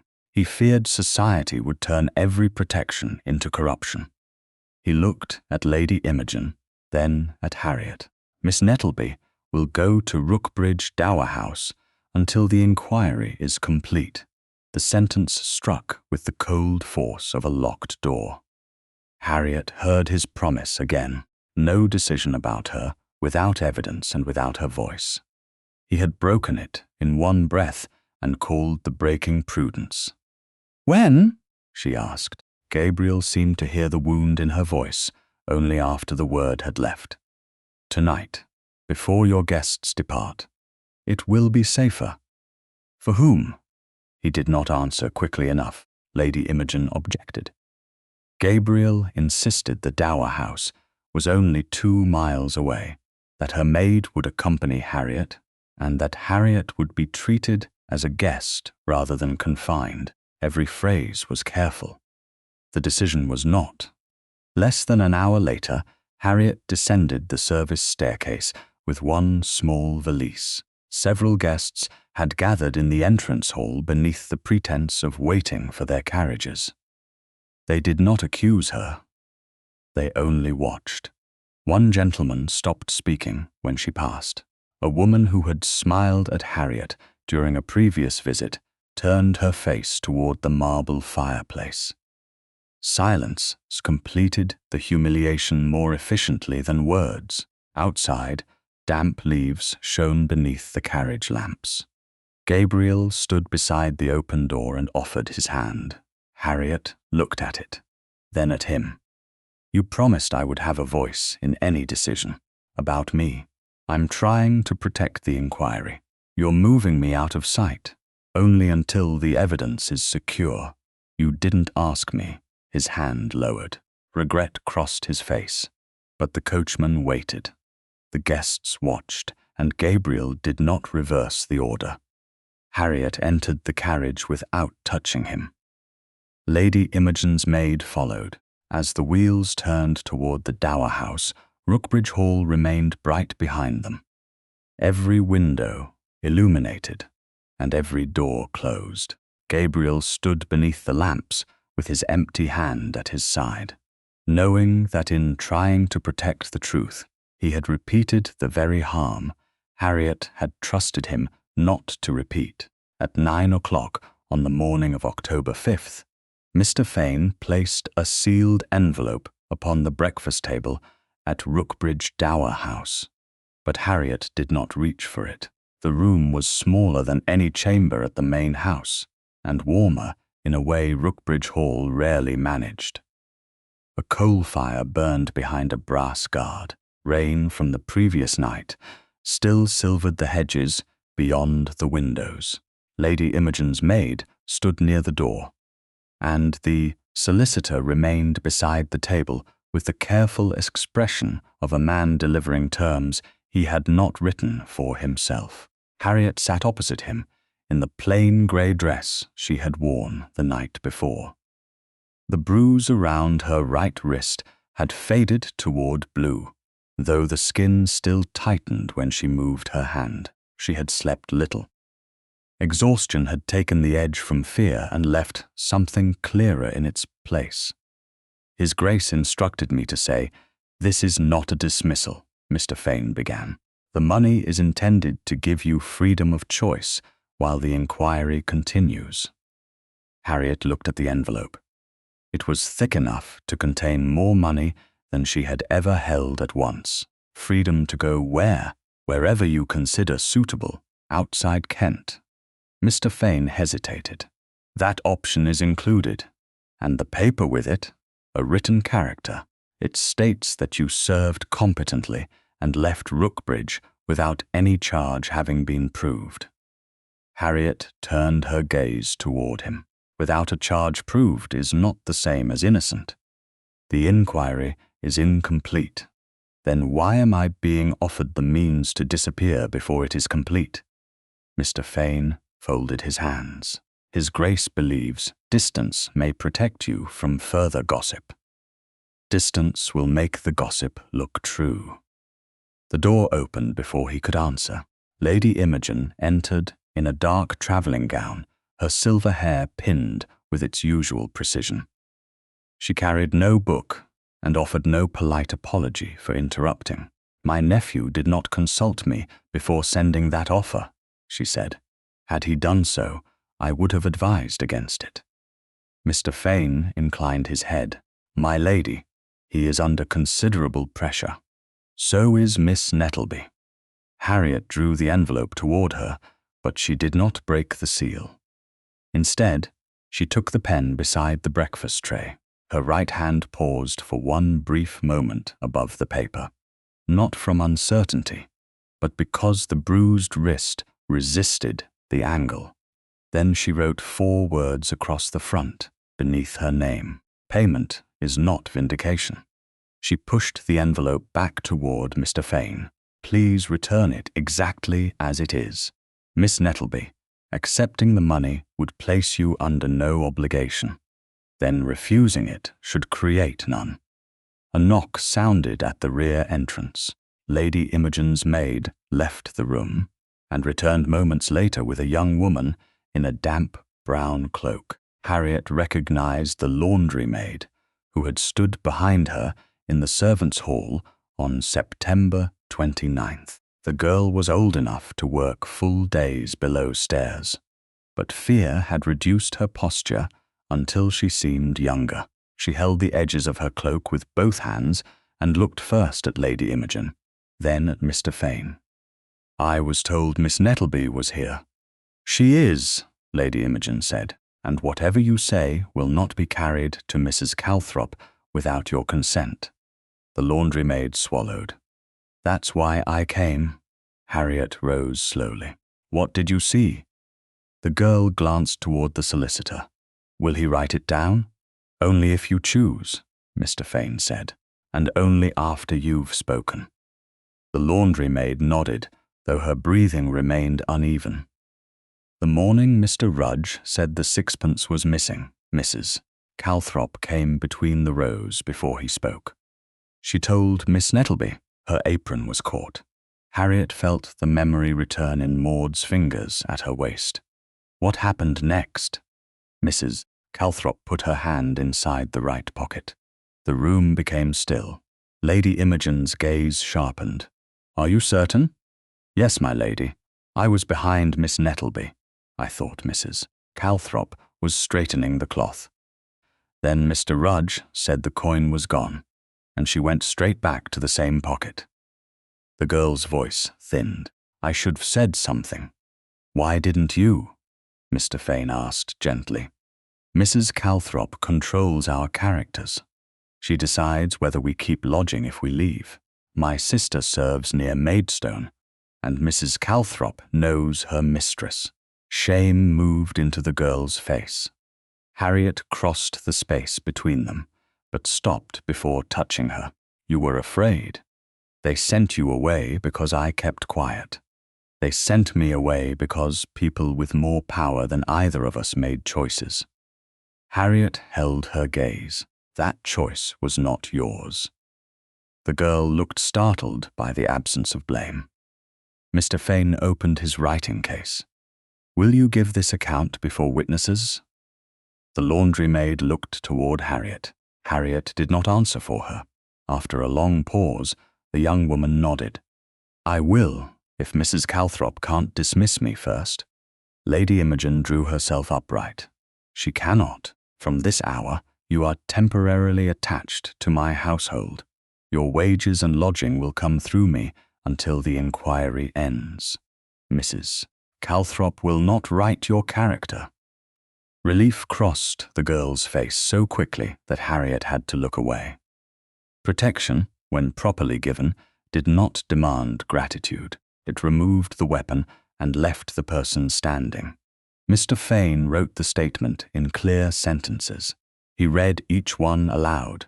The laundry maid corrected the position from which she had seen Maud's hand. Only after every word matched her memory did she sign. Harriet then gave her own statement concerning Maud's touch before, Jasper's announcement, the right pocket, the search, the torn apron, and the planted wage bag found beneath her linens on October 4th. Mr. Fane recorded that Harriet had never seen the bag before the search. When both statements were complete, Harriet turned to Lady Imogen. "I want to return to Rookbridge."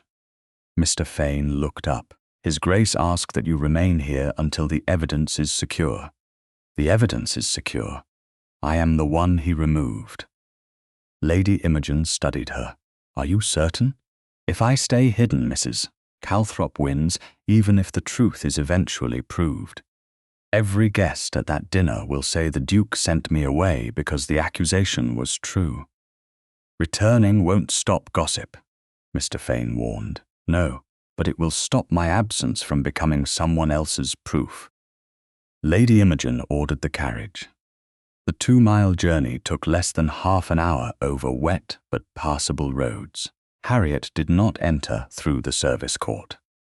Lady Imogen led her through the principal doors with the laundry maid and Mr. Fane behind them. The servants in the entrance hall went still. Harriet felt every glance, but she did not lower her head. Gabriel came from the morning room before anyone could announce them. He saw Harriet first, then the frightened witness, then the papers in Mr. Fane's hand. His expression changed from surprise to concern. "Miss Nettleby, you shouldn't be here. That is not your decision." The words crossed the marble hall cleanly. Gabriel glanced toward Lady Imogen. "I asked that she remain at the Dower House until I had proof strong enough to protect her." Harriet stepped closer, though several feet still separated them. "Will you protect me by hiding me, Your Grace, or stand beside me while I speak?" The hall became quiet. Gabriel's gaze held hers. "The house is not safe from gossip. Neither is the Dower House. Neither is any road I take under a cloud you allowed others to create. I was trying to prevent further harm. You made a decision about me without asking. You promised you wouldn't." Regret moved through his face without defense. "You're right." Mr. Fane held out the unopened envelope. Gabriel read Harriet's words across the front. "Payment is not vindication." His thumb rested against the unbroken seal for one silent moment. He handed the envelope back to Mr. Fane without opening it, preserving the proof that Harriet had accepted nothing. "The instruction that accompanied it?" he asked. Mr. Fane produced the folded sheet from his writing case. Gabriel tore it once, then again, and placed the pieces in the cold grate of the morning room. "There will be no payment for silence," he said, "and no quiet departure." He faced Harriet again. "I was wrong to send you away without your consent. I won't ask you to forgive the decision, because I regret it." Harriet felt the anger inside her loosen, though it did not vanish. "Trust will be measured by what you do in public. Then I will give you something public to measure." Mr. Fane handed Gabriel the laundry maid's signed statement.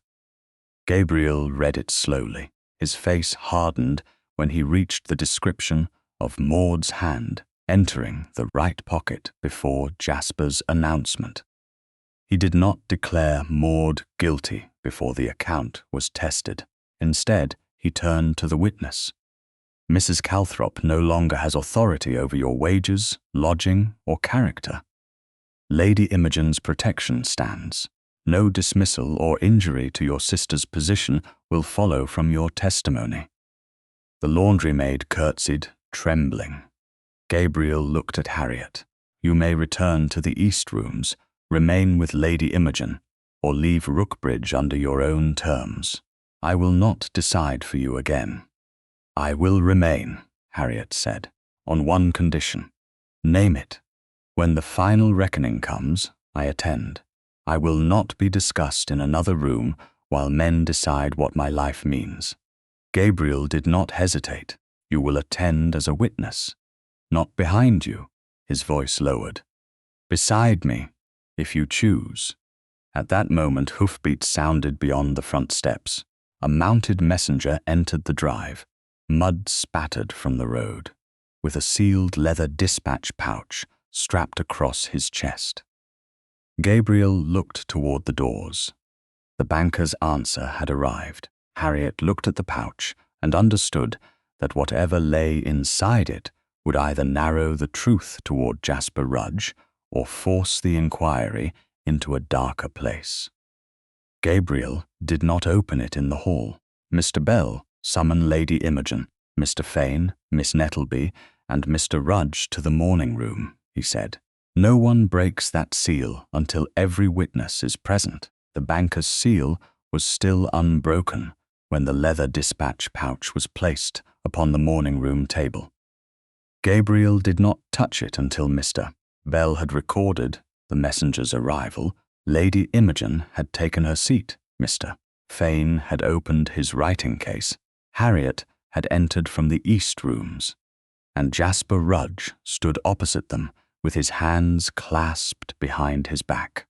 The mounted messenger remained near the door, long enough to confirm that the pouch had not left his possession since the banker's clerk sealed it in London. Only then did Gabriel examine the red wax, the cord, and the stitched leather flap. Mr. Fane noted each detail. Lady Imogen confirmed that no cut or tear marked the pouch.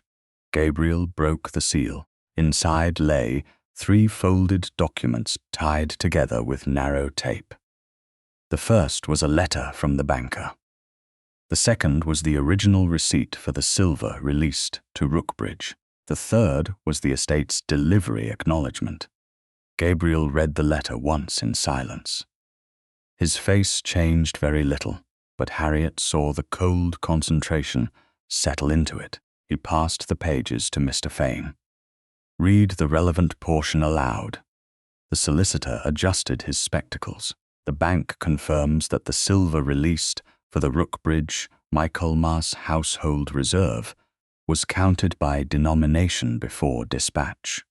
No clipped or visibly damaged coins were included. The full sum entered in the bank ledger was packed in sealed bags and delivered under the authority supplied by House Ketteridge." Jasper spoke before Mr. Fane could continue. "Bank clerks make errors." Gabriel looked at him. "You may answer when the documents have been read." Mr. Fane lifted the original receipt. The amount matched the sum recorded in the household ledger.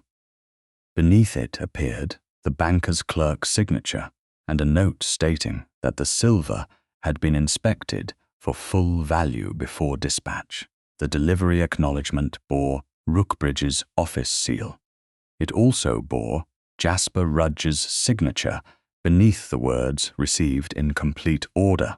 The silence that followed seemed to alter the air in the room. Jasper did not collapse. Harriet had not expected him to. Men who lived by authority rarely abandoned it while anyone was still watching. He merely shifted one hand against the other. "I signed for sealed bags," he said.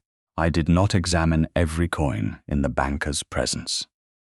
"The acknowledgement says received in complete order," Mr. Fane replied. "That is the customary phrase. It is also your signature." Jasper turned toward Gabriel. The bags passed through several hands after delivery. Mr. Bell had access to the office. Footmen carried papers. Mrs. Calthrop entered on household business. Gabriel did not raise his voice. Who held the counting room keys? I did. Who supervised the wage silver? I did. Who prepared and sealed the packets? Jasper paused.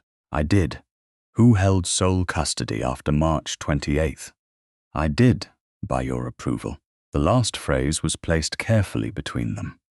Gabriel accepted it without defense. Yes, by my approval.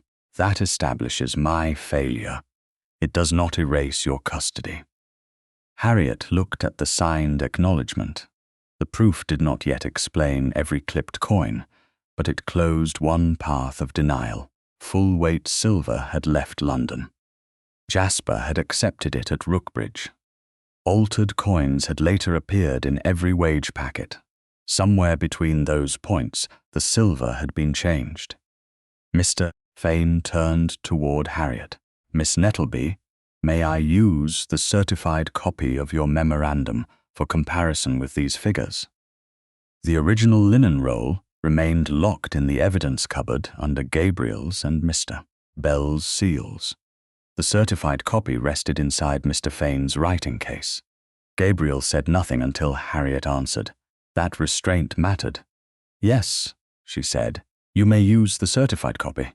Mr. Fane unfolded it and compared the 6 months of recorded shortages with the discrepancy now established between full value delivery and the altered wage packets. Harriet's total did not match exactly. Several servants had spent coins before speaking to her.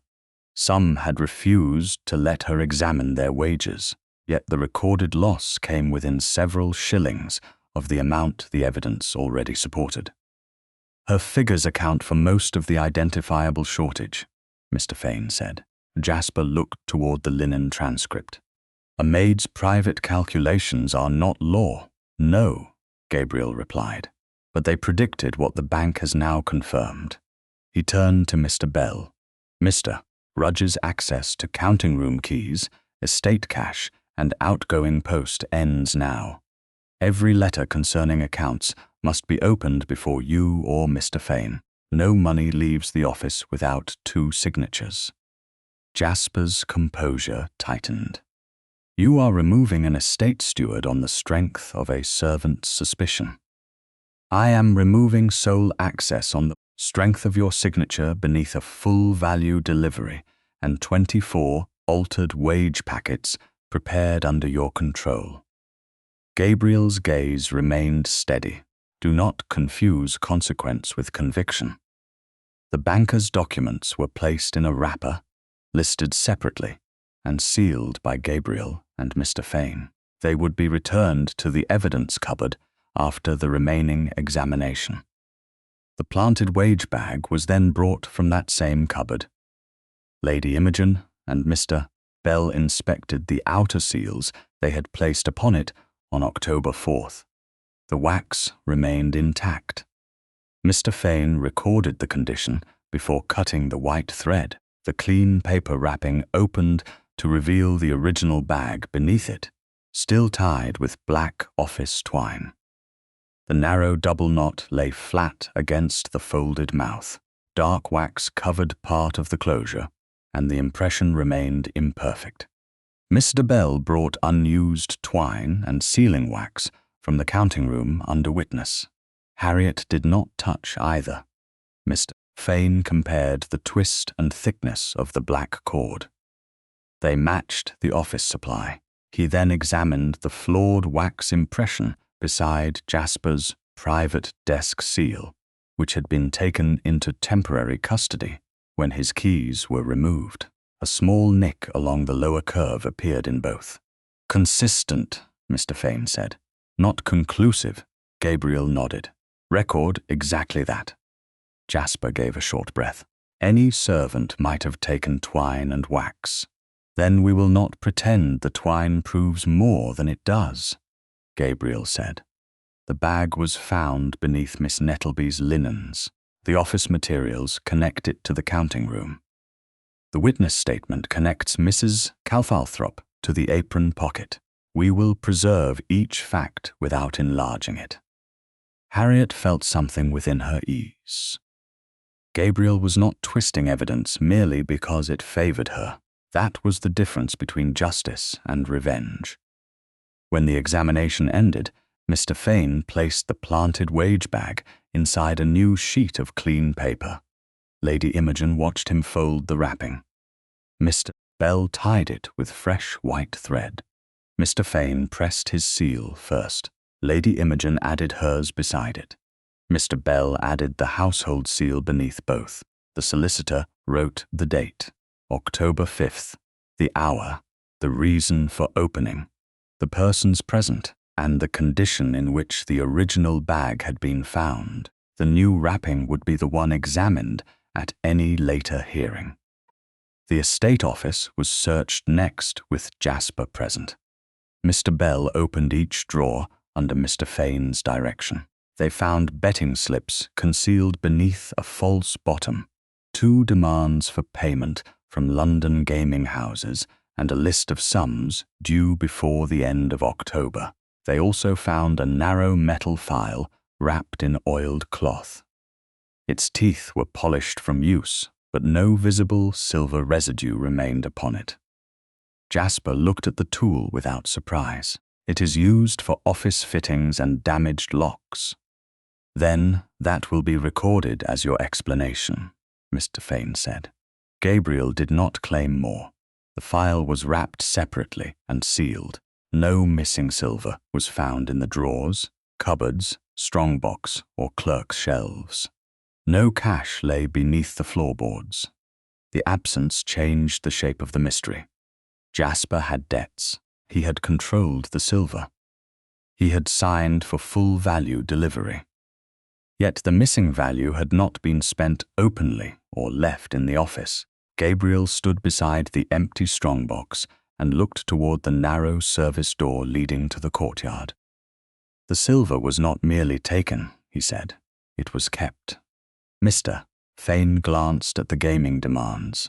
For payment later, or for removal? Gabriel turned to Mr. Bell.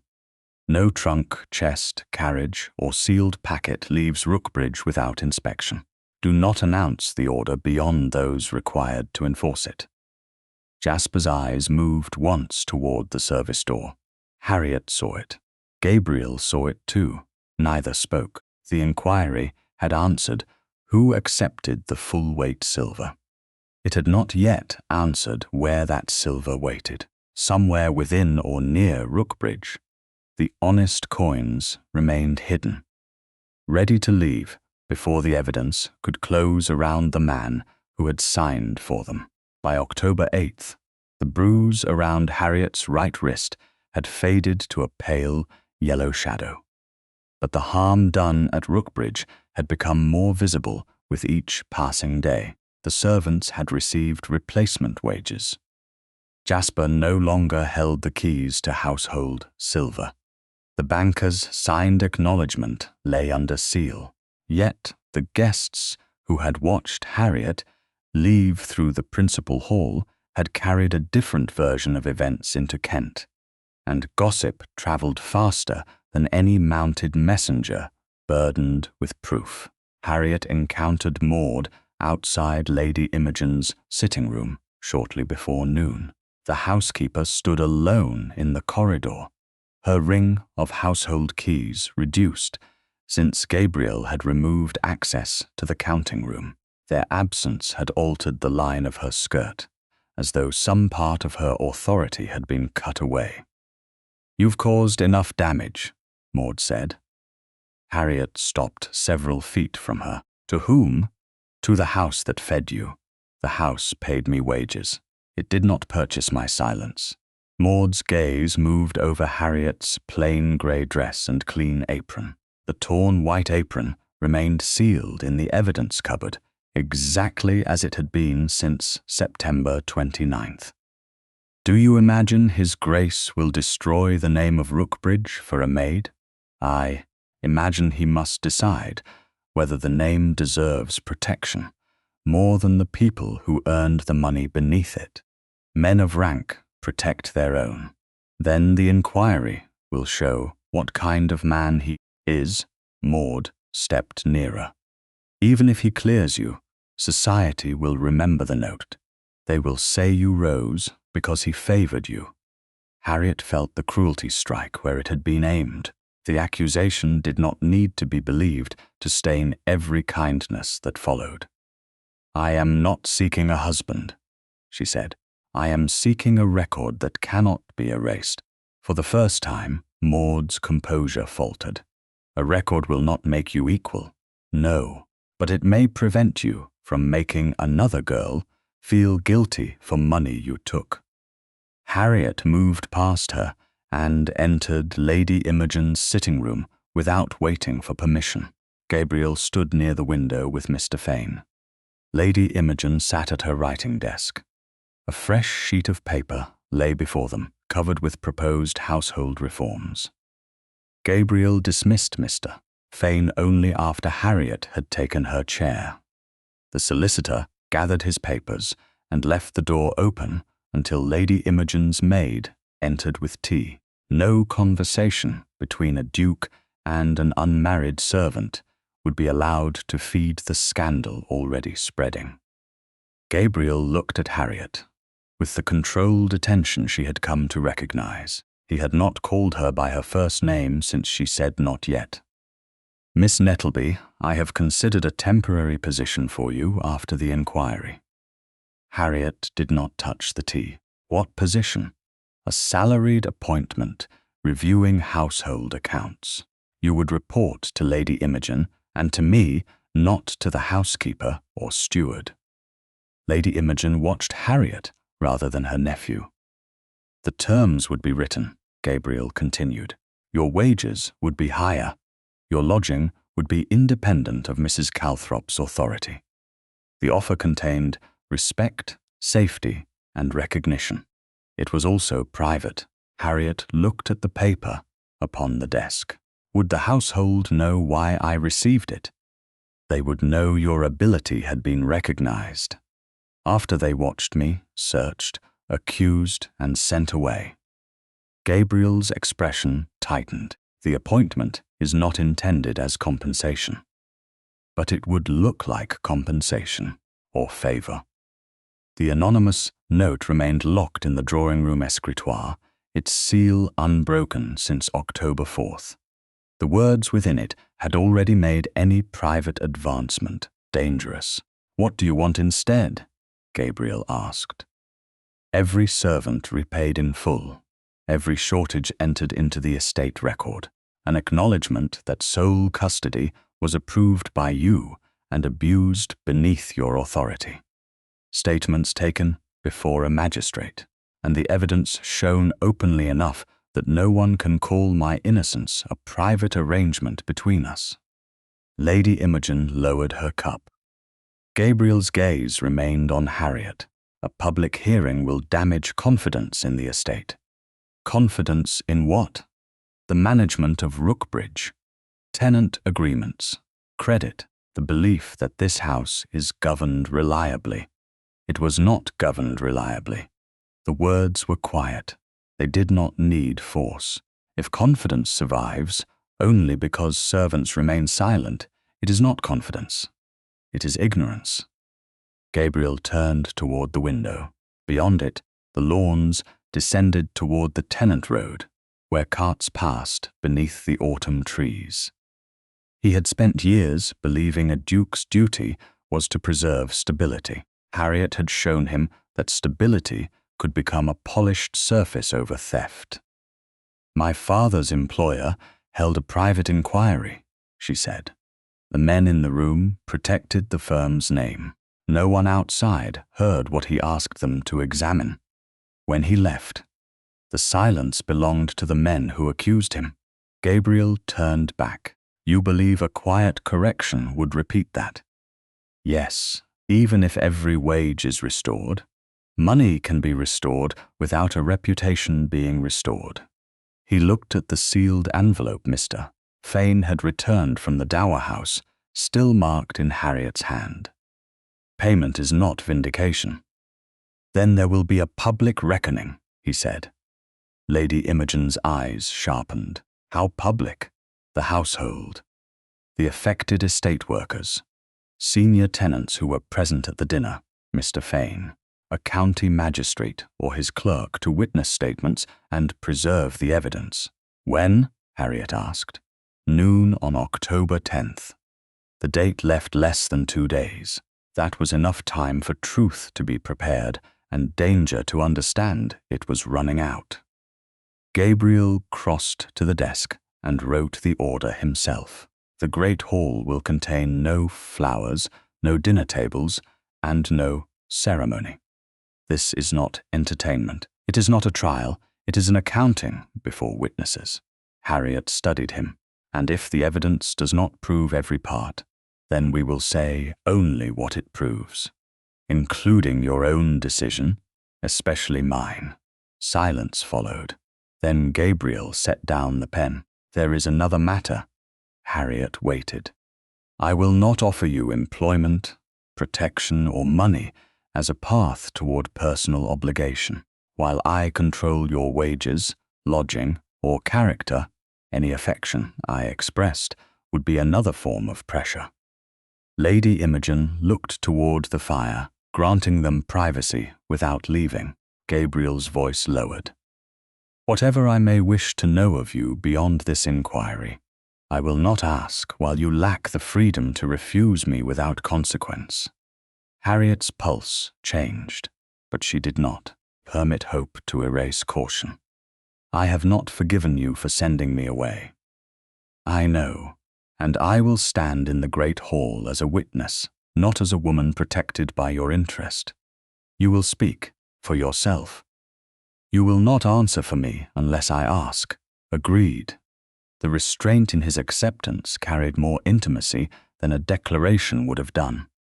Harriet rose. Then prepare the hall. By the morning of October 9th, Mr. Bell had written guard rotations for the evidence cupboard, counting room, service court, carriage house, and stables. No trunk or chest could leave Rookbridge without inspection.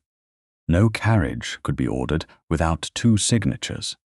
Mr. Sloane received authority to close the gates at the first unexplained movement. Mr. Fane sent notice to the nearest magistrate, requesting attendance or a clerk empowered to record statements. Jasper observed every measure from the edge of the household he had once controlled. He no longer possessed the official counting room keys.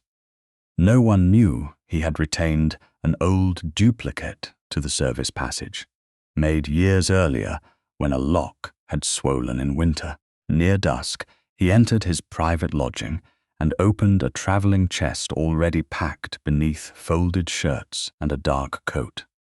Under the clothes lay 6 estate wage bags containing full-weight silver. A narrow side compartment held 3 clipped coins, folded paper containing silver filings, and a list of denominations.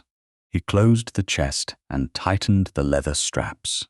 From an old dispatch bundle, he selected a sheet bearing Mr. Bell's hand and practiced the butler's signature until the shape was close enough for a groom working before dawn. The forged order stated that the chest must be moved to the service court before sunrise for inventory, owing to concern about fire near the counting room. Maud watched from the doorway. You cannot pass the gates. I do not need to pass them before the house begins looking elsewhere. What will make them look elsewhere? Jasper folded the order. Smoke. Maud's face lost color. You said no one would be harmed. No one will be. The cabinet will burn long enough to draw the guards. He slipped the duplicate key into his pocket. By the time they understand, the carriage will be beyond the south gate. Before dawn on October 10th, Harriet woke to the smell of smoke. Beneath her window, harness buckles clicked softly in the service court. Harriet was out of bed before the second harness buckle struck against leather. Smoke had entered the east corridor in a thin grey line, too faint to obscure the lamps and too deliberate to be mistaken for an ordinary chimney draught. She pulled on her grey dress, fastened only the necessary buttons, and opened her door. The air smelled of lamp oil and scorched paper. Somewhere below, a horse stamped against the stones of the service court. Another buckle clicked. Harriet crossed the corridor without waiting for a maid and reached the upper landing as a darker breath of smoke rolled through the passage. Leading from the counting room, a footman appeared at the far end, coughing and calling for water. Harriet seized the bell rope beside the stair and pulled with both hands. The great alarm bell sounded through Rookbridge Hall. Doors opened. Voices rose. Gabriel emerged from the west corridor, fastening his coat, followed by Mr. Bell and 2 footmen. "The counting room," one servant shouted. "There's smoke under the door." Harriet looked through the tall stair window toward the service court. Below, a carriage lamp burned beside a closed travelling carriage. Mr. Sloane's youngest groom was tightening the near-side trace. Jasper stood beside a large chest, being lowered from a handcart. The chest was bound in black office twine beneath its leather straps. The carriage lamp shone directly across a narrow, double knot pulled flat against the lid. Harriet knew that knot. She had seen it on the wage bag planted beneath her linens. "The fire is a distraction," she said.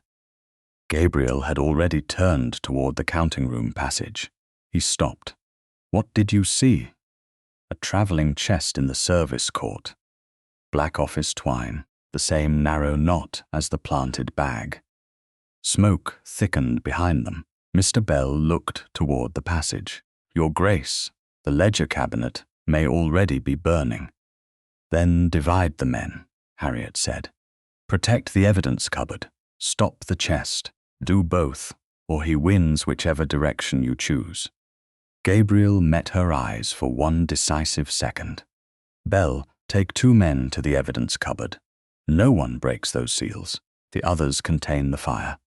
Sloane closes every gate." He turned to Harriet. "Stay above stairs. I'll stay clear of the smoke." It was not obedience. It was the limit she chose. Gabriel accepted it and descended 3 steps at a time. Harriet followed only as far as the entrance to the lower hall, where the air remained clear enough to breathe. In the service court, Jasper had reached the carriage door. The groom held out a folded order. "Mr. Bell's instructions, Your Grace. The chest was to be moved before the inventory because of fire risk." Gabriel took the paper. The signature resembled Mr. Bell's hand closely enough to deceive in poor light. Mr. Bell himself appeared from the opposite passage after confirming the evidence cupboard remained sealed. One glance was enough. "I didn't write this." Jasper opened the carriage door. The groom misunderstood. "The order carries your office phrasing," Gabriel said. "Stand away from the carriage." Jasper did not. Mr. Sloane crossed the court and barred the south gate. The local constable entered through the side gate, at that moment beside Mr. Hale, the county magistrate's clerk, both having left the market town before dawn to prepare for the noon proceedings. Mr. Hale took in the smoke, the forged order, the chest, and Jasper's position beside the carriage. "No one moves the chest," he said, "not until it is opened before witnesses and inventoried." Jasper's face remained composed, but the composure had become thin. "That chest contains private clothing." "Then your private clothing will be recorded," Mr. Hale replied. In the counting room, servants formed a line from the pump to the corridor. Water struck the cabinet in repeated bursts. The fire had been confined to the ledger cupboard. It did not spread to the adjoining wall, though smoke blackened the ceiling above the door. Mr. Fane arrived from his room with his writing case under one arm. He went first to the evidence cupboard. Gabriel's seal, Mr. Bell's seal, and Mr. Fane's own later seal remained unbroken. The clipped sixpence, the 24 original wage packets, Harriet's torn apron, the linen memorandum, the banker's papers, the re-sealed planted wage bag, and the narrow metal file were all still inside. Only after that custody had been confirmed did he enter the counting room. The ledger was carried out between two servants upon a wooden board. One corner had burned black. Several pages had curled. Water had swollen the paper and blurred ink along the lower margins. The entries around March 28th remained partly legible, but the volume would never again appear as it had before the fire. Mr. Fane recorded the damage at once. Harriet stood near the open courtyard door where fresh air reached her. Smoke had made her eyes water, and a brief cough caught in her throat. But she remained steady. She watched the ledger pass, and understood that the truth had survived only because stronger evidence had already been removed from Jasper's reach. Mr. Hale ordered the travelling chest brought beneath the carriage arch, where the light was better and the smoke could not reach it. Jasper remained present. So did Gabriel, Mr. Bell, Mr. Fane, Mr. Sloane, the constable, and Harriet at a safe distance. The leather straps were released. The black twine beneath them was cut and preserved in a labelled paper. Jasper objected. "You have no right to open a gentleman's effects on suspicion alone." Mr. Hale looked at the forged order in his hand. "You are the steward of this estate, not a guest. Your attempt to remove the chest during a fire, while under restricted access, provides sufficient cause for examination before witnesses." The lid opened. Folded shirts and a dark coat lay across the top. Mr. Bell lifted each item and placed it upon a clean sheet. Beneath the clothing rested 6 estate wage bags. Their seals matched the office seal used before Jasper's authority was suspended. Mr. Fane opened one under Mr. Hale's direction. Full-weight silver filled the table beneath it. A second bag contained the same. By the fourth, no doubt remained that nearly all the missing value had been preserved in honest coin, while clipped silver entered the servants' packets. Jasper looked at the chest as though he had never seen its contents. Someone placed those bags there. Harriet's voice carried from the archway. "As someone placed a 6pence in my apron?" He turned toward her. "You've arranged this from the beginning. I had no access to your lodging, your keys, or your carriage order." "Mr." Hale raised a hand. "Miss Nettleby has answered. You will not question her further here." At the side of the chest, Mr. Fane found a narrow panel. It opened beneath pressure from the tip of a penknife. Inside lay 3 clipped coins, a folded paper holding fine silver filings, and a handwritten list of denominations matching several entries in the household wage record. The narrow metal file remained sealed in the evidence cupboard, so no comparison was attempted without formal transfer. Mr. Fane recorded only that the newly found filings and clipped coins might later be examined alongside it. "Consistent evidence," Gabriel said, "not a conclusion by itself." "Exactly," Mr. Fane replied. Jasper was moved under the constable's supervision to a small estate office away from Maud. The chest, wage bags, filings, clipped coins, and denomination list were wrapped and placed under Mr. Hale's seal. As the inventory ended, Lady Imogen appeared at the drawing-room door above the courtyard passage, her expression fierce. "Maud has gone to the drawing-room." Harriet remembered the anonymous note locked in the escritoire. Gabriel reached the room first, but Lady Imogen was already inside. Maud stood before the fireplace, with the escritoire drawer open and a paper curling at the edge of the grate. The seal across the keyhole had been broken. In Maud's hand was an old duplicate housekeeper's key. Lady Imogen seized the brass tongs from beside the hearth and drew the note from the flame. One corner had blackened and fallen away. The remaining words were scorched but legible. "You kept another key," Lady Imogen said. Maud's face had lost all colour. "I was protecting the house." "You were destroying what could identify the person who wrote this." Mr. Fane wrapped the scorched note in clean paper without flattening the burned edge.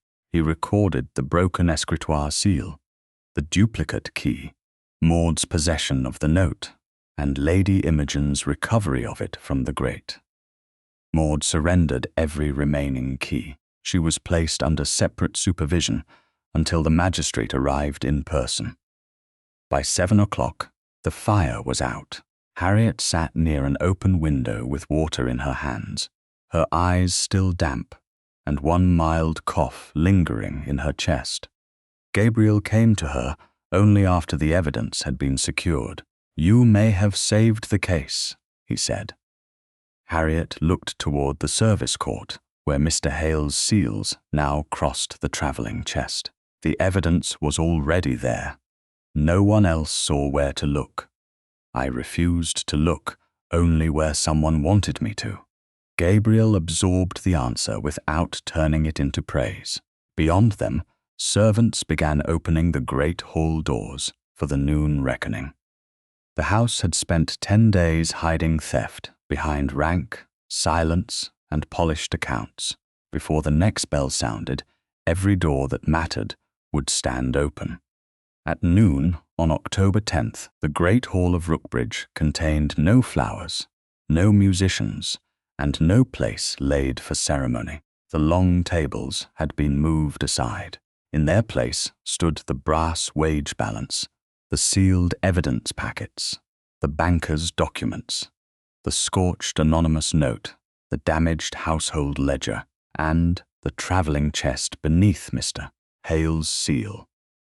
24 servants occupied the front benches. Behind them sat affected estate workers and several senior tenants who had attended the dinner 6 nights earlier. Lady Imogen sat near Harriet. Mr. Fane stood beside the evidence table. The county magistrate had arrived shortly before 11 and now faced the room with his clerk and the local constable. Jasper and Maud stood separately under supervision. Harriet's mild cough had nearly passed after rest and water. Her eyes remained faintly reddened from smoke, but she stood without assistance. Gabriel entered last. He did not take the raised chair normally reserved for the Duke of Redmarsh. He stood on the same stone floor as everyone else. "This is not a trial," the magistrate said. "No conviction will be pronounced in this hall. I am here to witness the evidence, receive statements, and determine whether there is sufficient cause to commit any person for formal proceedings." Gabriel looked across the servants' benches before he spoke. "Miss Nettleby is not on trial." The words settled over the hall. "Neither is any servant who received an altered wage. The failure began under my authority. On March 28th, I approved sole custody of household silver because I believed efficiency more important than verification. I governed this estate through reports prepared by officers I inherited and trusted. That decision removed protection from the people least able to challenge an account." Jasper shifted, but Gabriel did not look toward him. "I also sent Miss Nettleby from Rookbridge, after promising that no decision about her would be made without her voice. I did so because I feared scandal and interference with evidence. Fear does not make that choice just." Harriet felt the room turn toward her. She kept her attention upon the balance. Mr. Fane began with the clipped 6pence found in her apron. He brought it from the evidence cupboard, still enclosed between the white china saucers. Mr. Bell and Lady Imogen confirmed the seals and recorded transfers. The magistrate watched the wax broken. The coin was placed on one pan. A full-weight sixpence from Gabriel's private reserve was placed on the other. The clipped coin rose. No explanation was needed, Mr. Fane then presented 3 representative wage packets. Alice Fenwick's, Elizabeth Broom's, one belonging to a senior servant. Each packet retained its numbered wrapper and original seal. The certified total for all 24 packets showed that everyone had been deficient, with lower servants losing the greatest proportion. Alice sat rigidly in the front row. Gabriel looked at her. "You did not count badly." The girl swallowed and nodded once. The banker's letter followed. Mr. Fane read only the necessary passage. Full-value silver had left London in sealed bags. Jasper's signed acknowledgement confirmed receipt in complete order. Jasper lifted his head. "I signed for sealed bags. Others had access afterward." "Name them," the magistrate said. Jasper named Mr. Bell, footman, and Maud. Mr. Bell answered that he supplied servant lists and witnessed no opening of the bank bags. Maud said nothing. Mr. Fane then displayed the ledger. Its corner remained blackened, several pages curled from water. No one described it as intact. The entries after March 28th showed compressed corrections and disturbed paper. Harriet's certified memorandum was placed beside it. Mr. Fane asked her permission before opening the original packet. "You may open it for comparison," she said. The seals were checked and broken before witnesses. The narrow linen roll appeared exactly as recorded, bound with faded blue thread. Harriet explained how she began after Alice lost sixpence, how she taught 7 servants to count and compare coins, and how every verified shortage began after Jasper assumed sole custody. Jasper turned toward her. "You kept secret accounts to create suspicion." Harriet answered before Gabriel could move. "I kept records because suspicion already governed anyone who complained. You encouraged servants to accuse their superiors. I encouraged them to count." The magistrate raised a hand before Jasper could continue. "Miss Nettleby will complete her statement." Harriet did. She did not embellish the sums. She admitted gaps where servants had spent coins or refused examination. Her restraint made the record stronger. The planted wage bag came next. Mr. Fane verified the 3 seals placed on October 5th after examination. Inside remained the original black office twine, narrow double knot, and flawed wax impression. He described them as consistent with counting room materials, not conclusive by themselves. The laundry maid then stood. Her hands shook, but her voice held. She testified that Maud had put her hand into Harriet's right apron pocket before Jasper announced the missing coin. Maud's face lost its last pretense of calm. The girl was mistaken. "I wasn't," the witness said. "I saw your hand go inside." Mr. Fane presented the travelling chest inventory. 6 estate wage bags of full-weight silver had been found beneath Jasper's clothing. A hidden side compartment held 3 clipped coins, folded silver filings, and a denomination list matching household entries. The narrow metal file from Jasper's office remained separately sealed. Its use was recorded as consistent with the filing marks, but not offered as proof alone. Then, Lady Imogen placed the scorched anonymous note upon the table. One corner was missing, the remainder stayed legible. Mr. Fane recorded the broken escritoire seal, Maud's duplicate key, and her possession of the note when Lady Imogen recovered it from the grate. The magistrate looked at Maud. "Did you place the clipped sixpence in Miss Nettleby's apron?" Maud's lips parted, but no answer came. He asked again. Jasper spoke first. "My sister has always been overly zealous in protecting the household." Maud turned toward him. Something in her expression changed. She had helped him because he was her brother. He had just offered her as the entire explanation. "He gave me the coin," she said. Jasper went still. Maud. "He said Harriet would ruin us both if she was believed." Her voice had become thin but clear. "I put it in the right pocket before he announced it missing." The room did not stir. "And the wage bag?" the magistrate asked. "I placed it under the linens. The anonymous note." Jasper wrote it. "I put it among the dinner papers." Jasper stepped forward. The constable blocked him without force. "She is lying to save herself." "You gave me the paper," Maud said. "You told me the Duke would choose the house over a maid." Jasper looked toward Gabriel. "Your Grace, she acted without my knowledge. The silver in that chest was planted after my keys were taken." Harriet spoke before Gabriel. "The chest was packed in your private lodging. The forged order used your office phrasing. You stood beside the carriage while the counting room cabinet burned. You have hated me from the beginning. I feared what you could do. That is not the same thing." The magistrate conferred briefly with Mr. Hale. "There is sufficient cause to commit Jasper Rudge and Maud Calthrop to the county jail pending formal examination and proceedings. The evidence will travel under seal." Gabriel faced Jasper. "You are dismissed from my service." He turned to Maud. "You are also dismissed. No character will be given." Maud closed her eyes. Jasper said nothing more. After they had been removed, Gabriel returned to the servants. "Every shortage will be repaid in full. Each affected servant will receive an additional quarter wage from my personal income. From this day, household silver requires 2 signatures. Each servant will receive an individual receipt.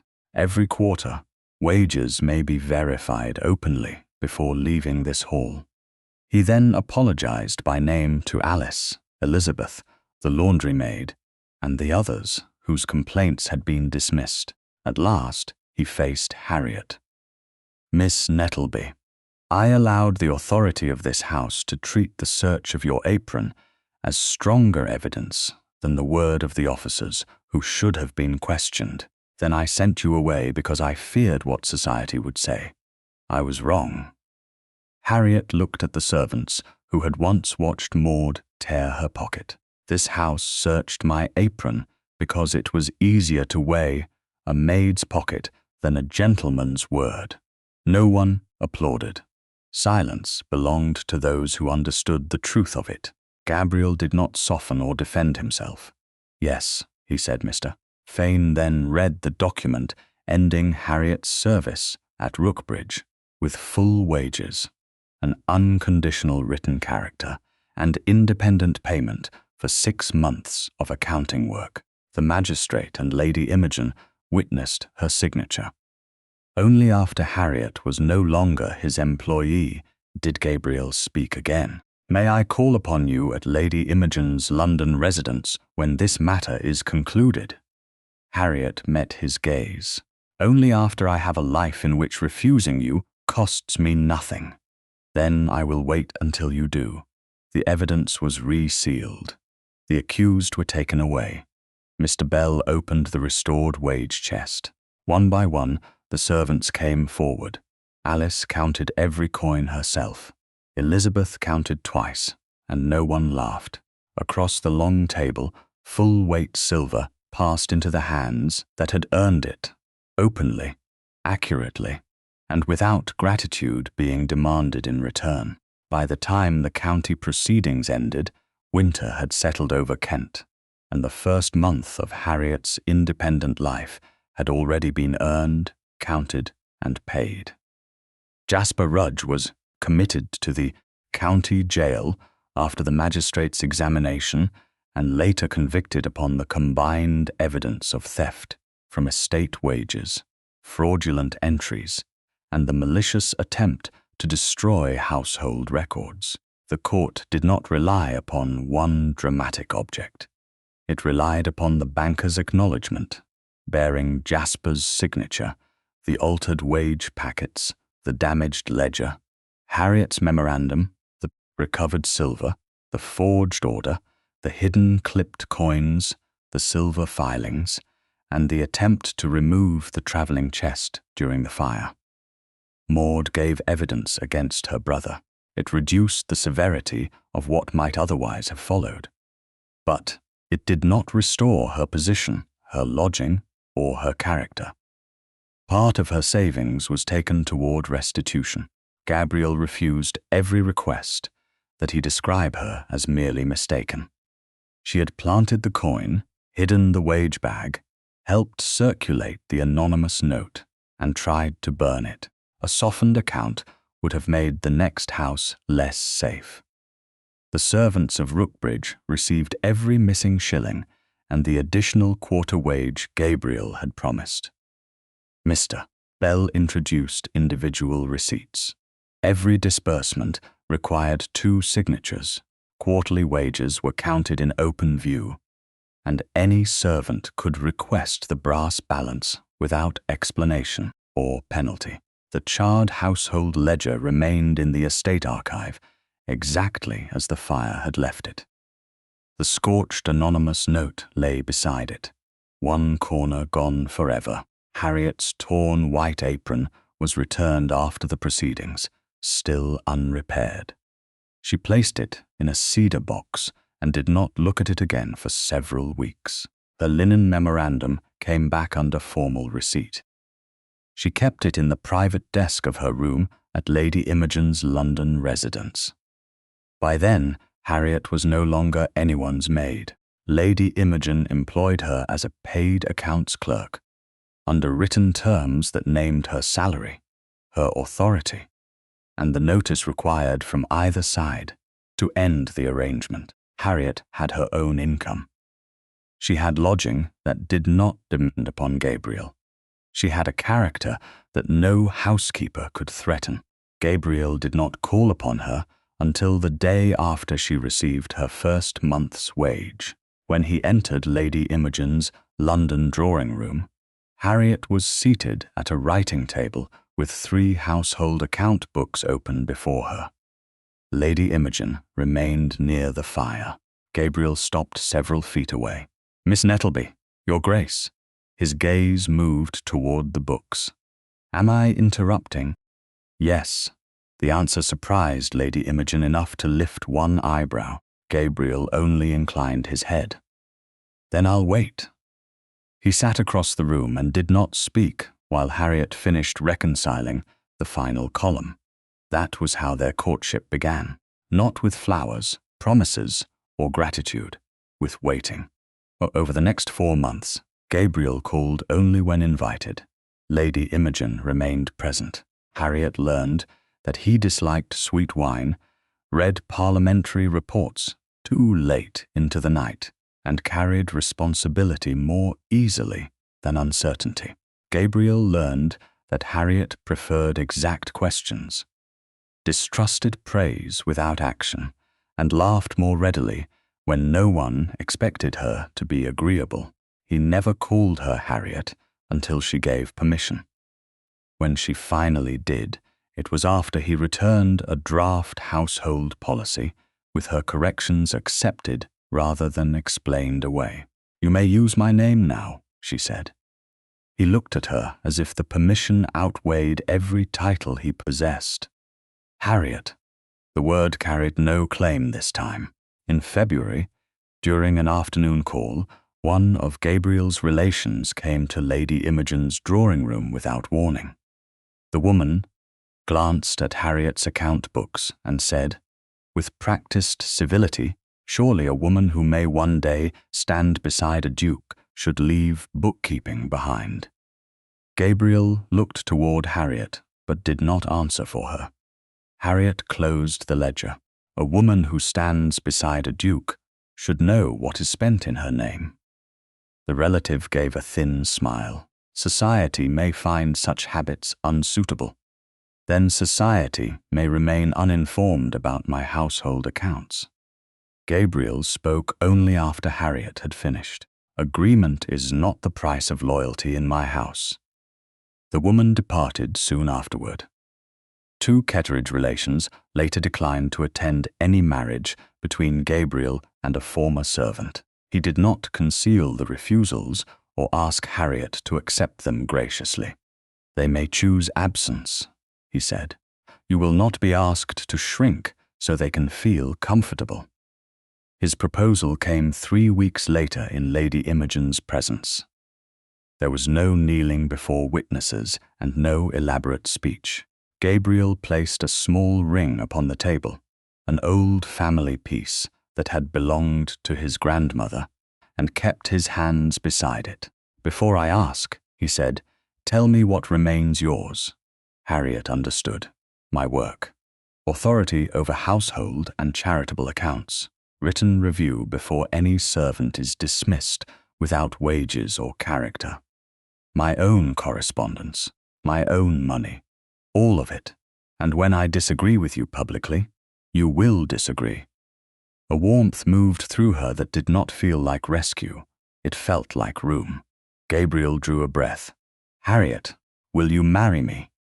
She looked at the ring, then at the man who had first noticed what others missed, later failed her, and finally learned that protection without consent was another form of power. "Yes," she said. "I will." They married quietly in early March under proper license in a small chapel, with Lady Imogen, Mr. Bell, Mrs. Pritchard, Elizabeth Broom, Alice Fenwick, Mr. Sloane, Mr. Fane, and the laundry maid among the witnesses. Several noble relations stayed away. Their absence did not diminish the vows. 5 days later, Harriet returned to Rookbridge Hall as Duchess of Redmarsh.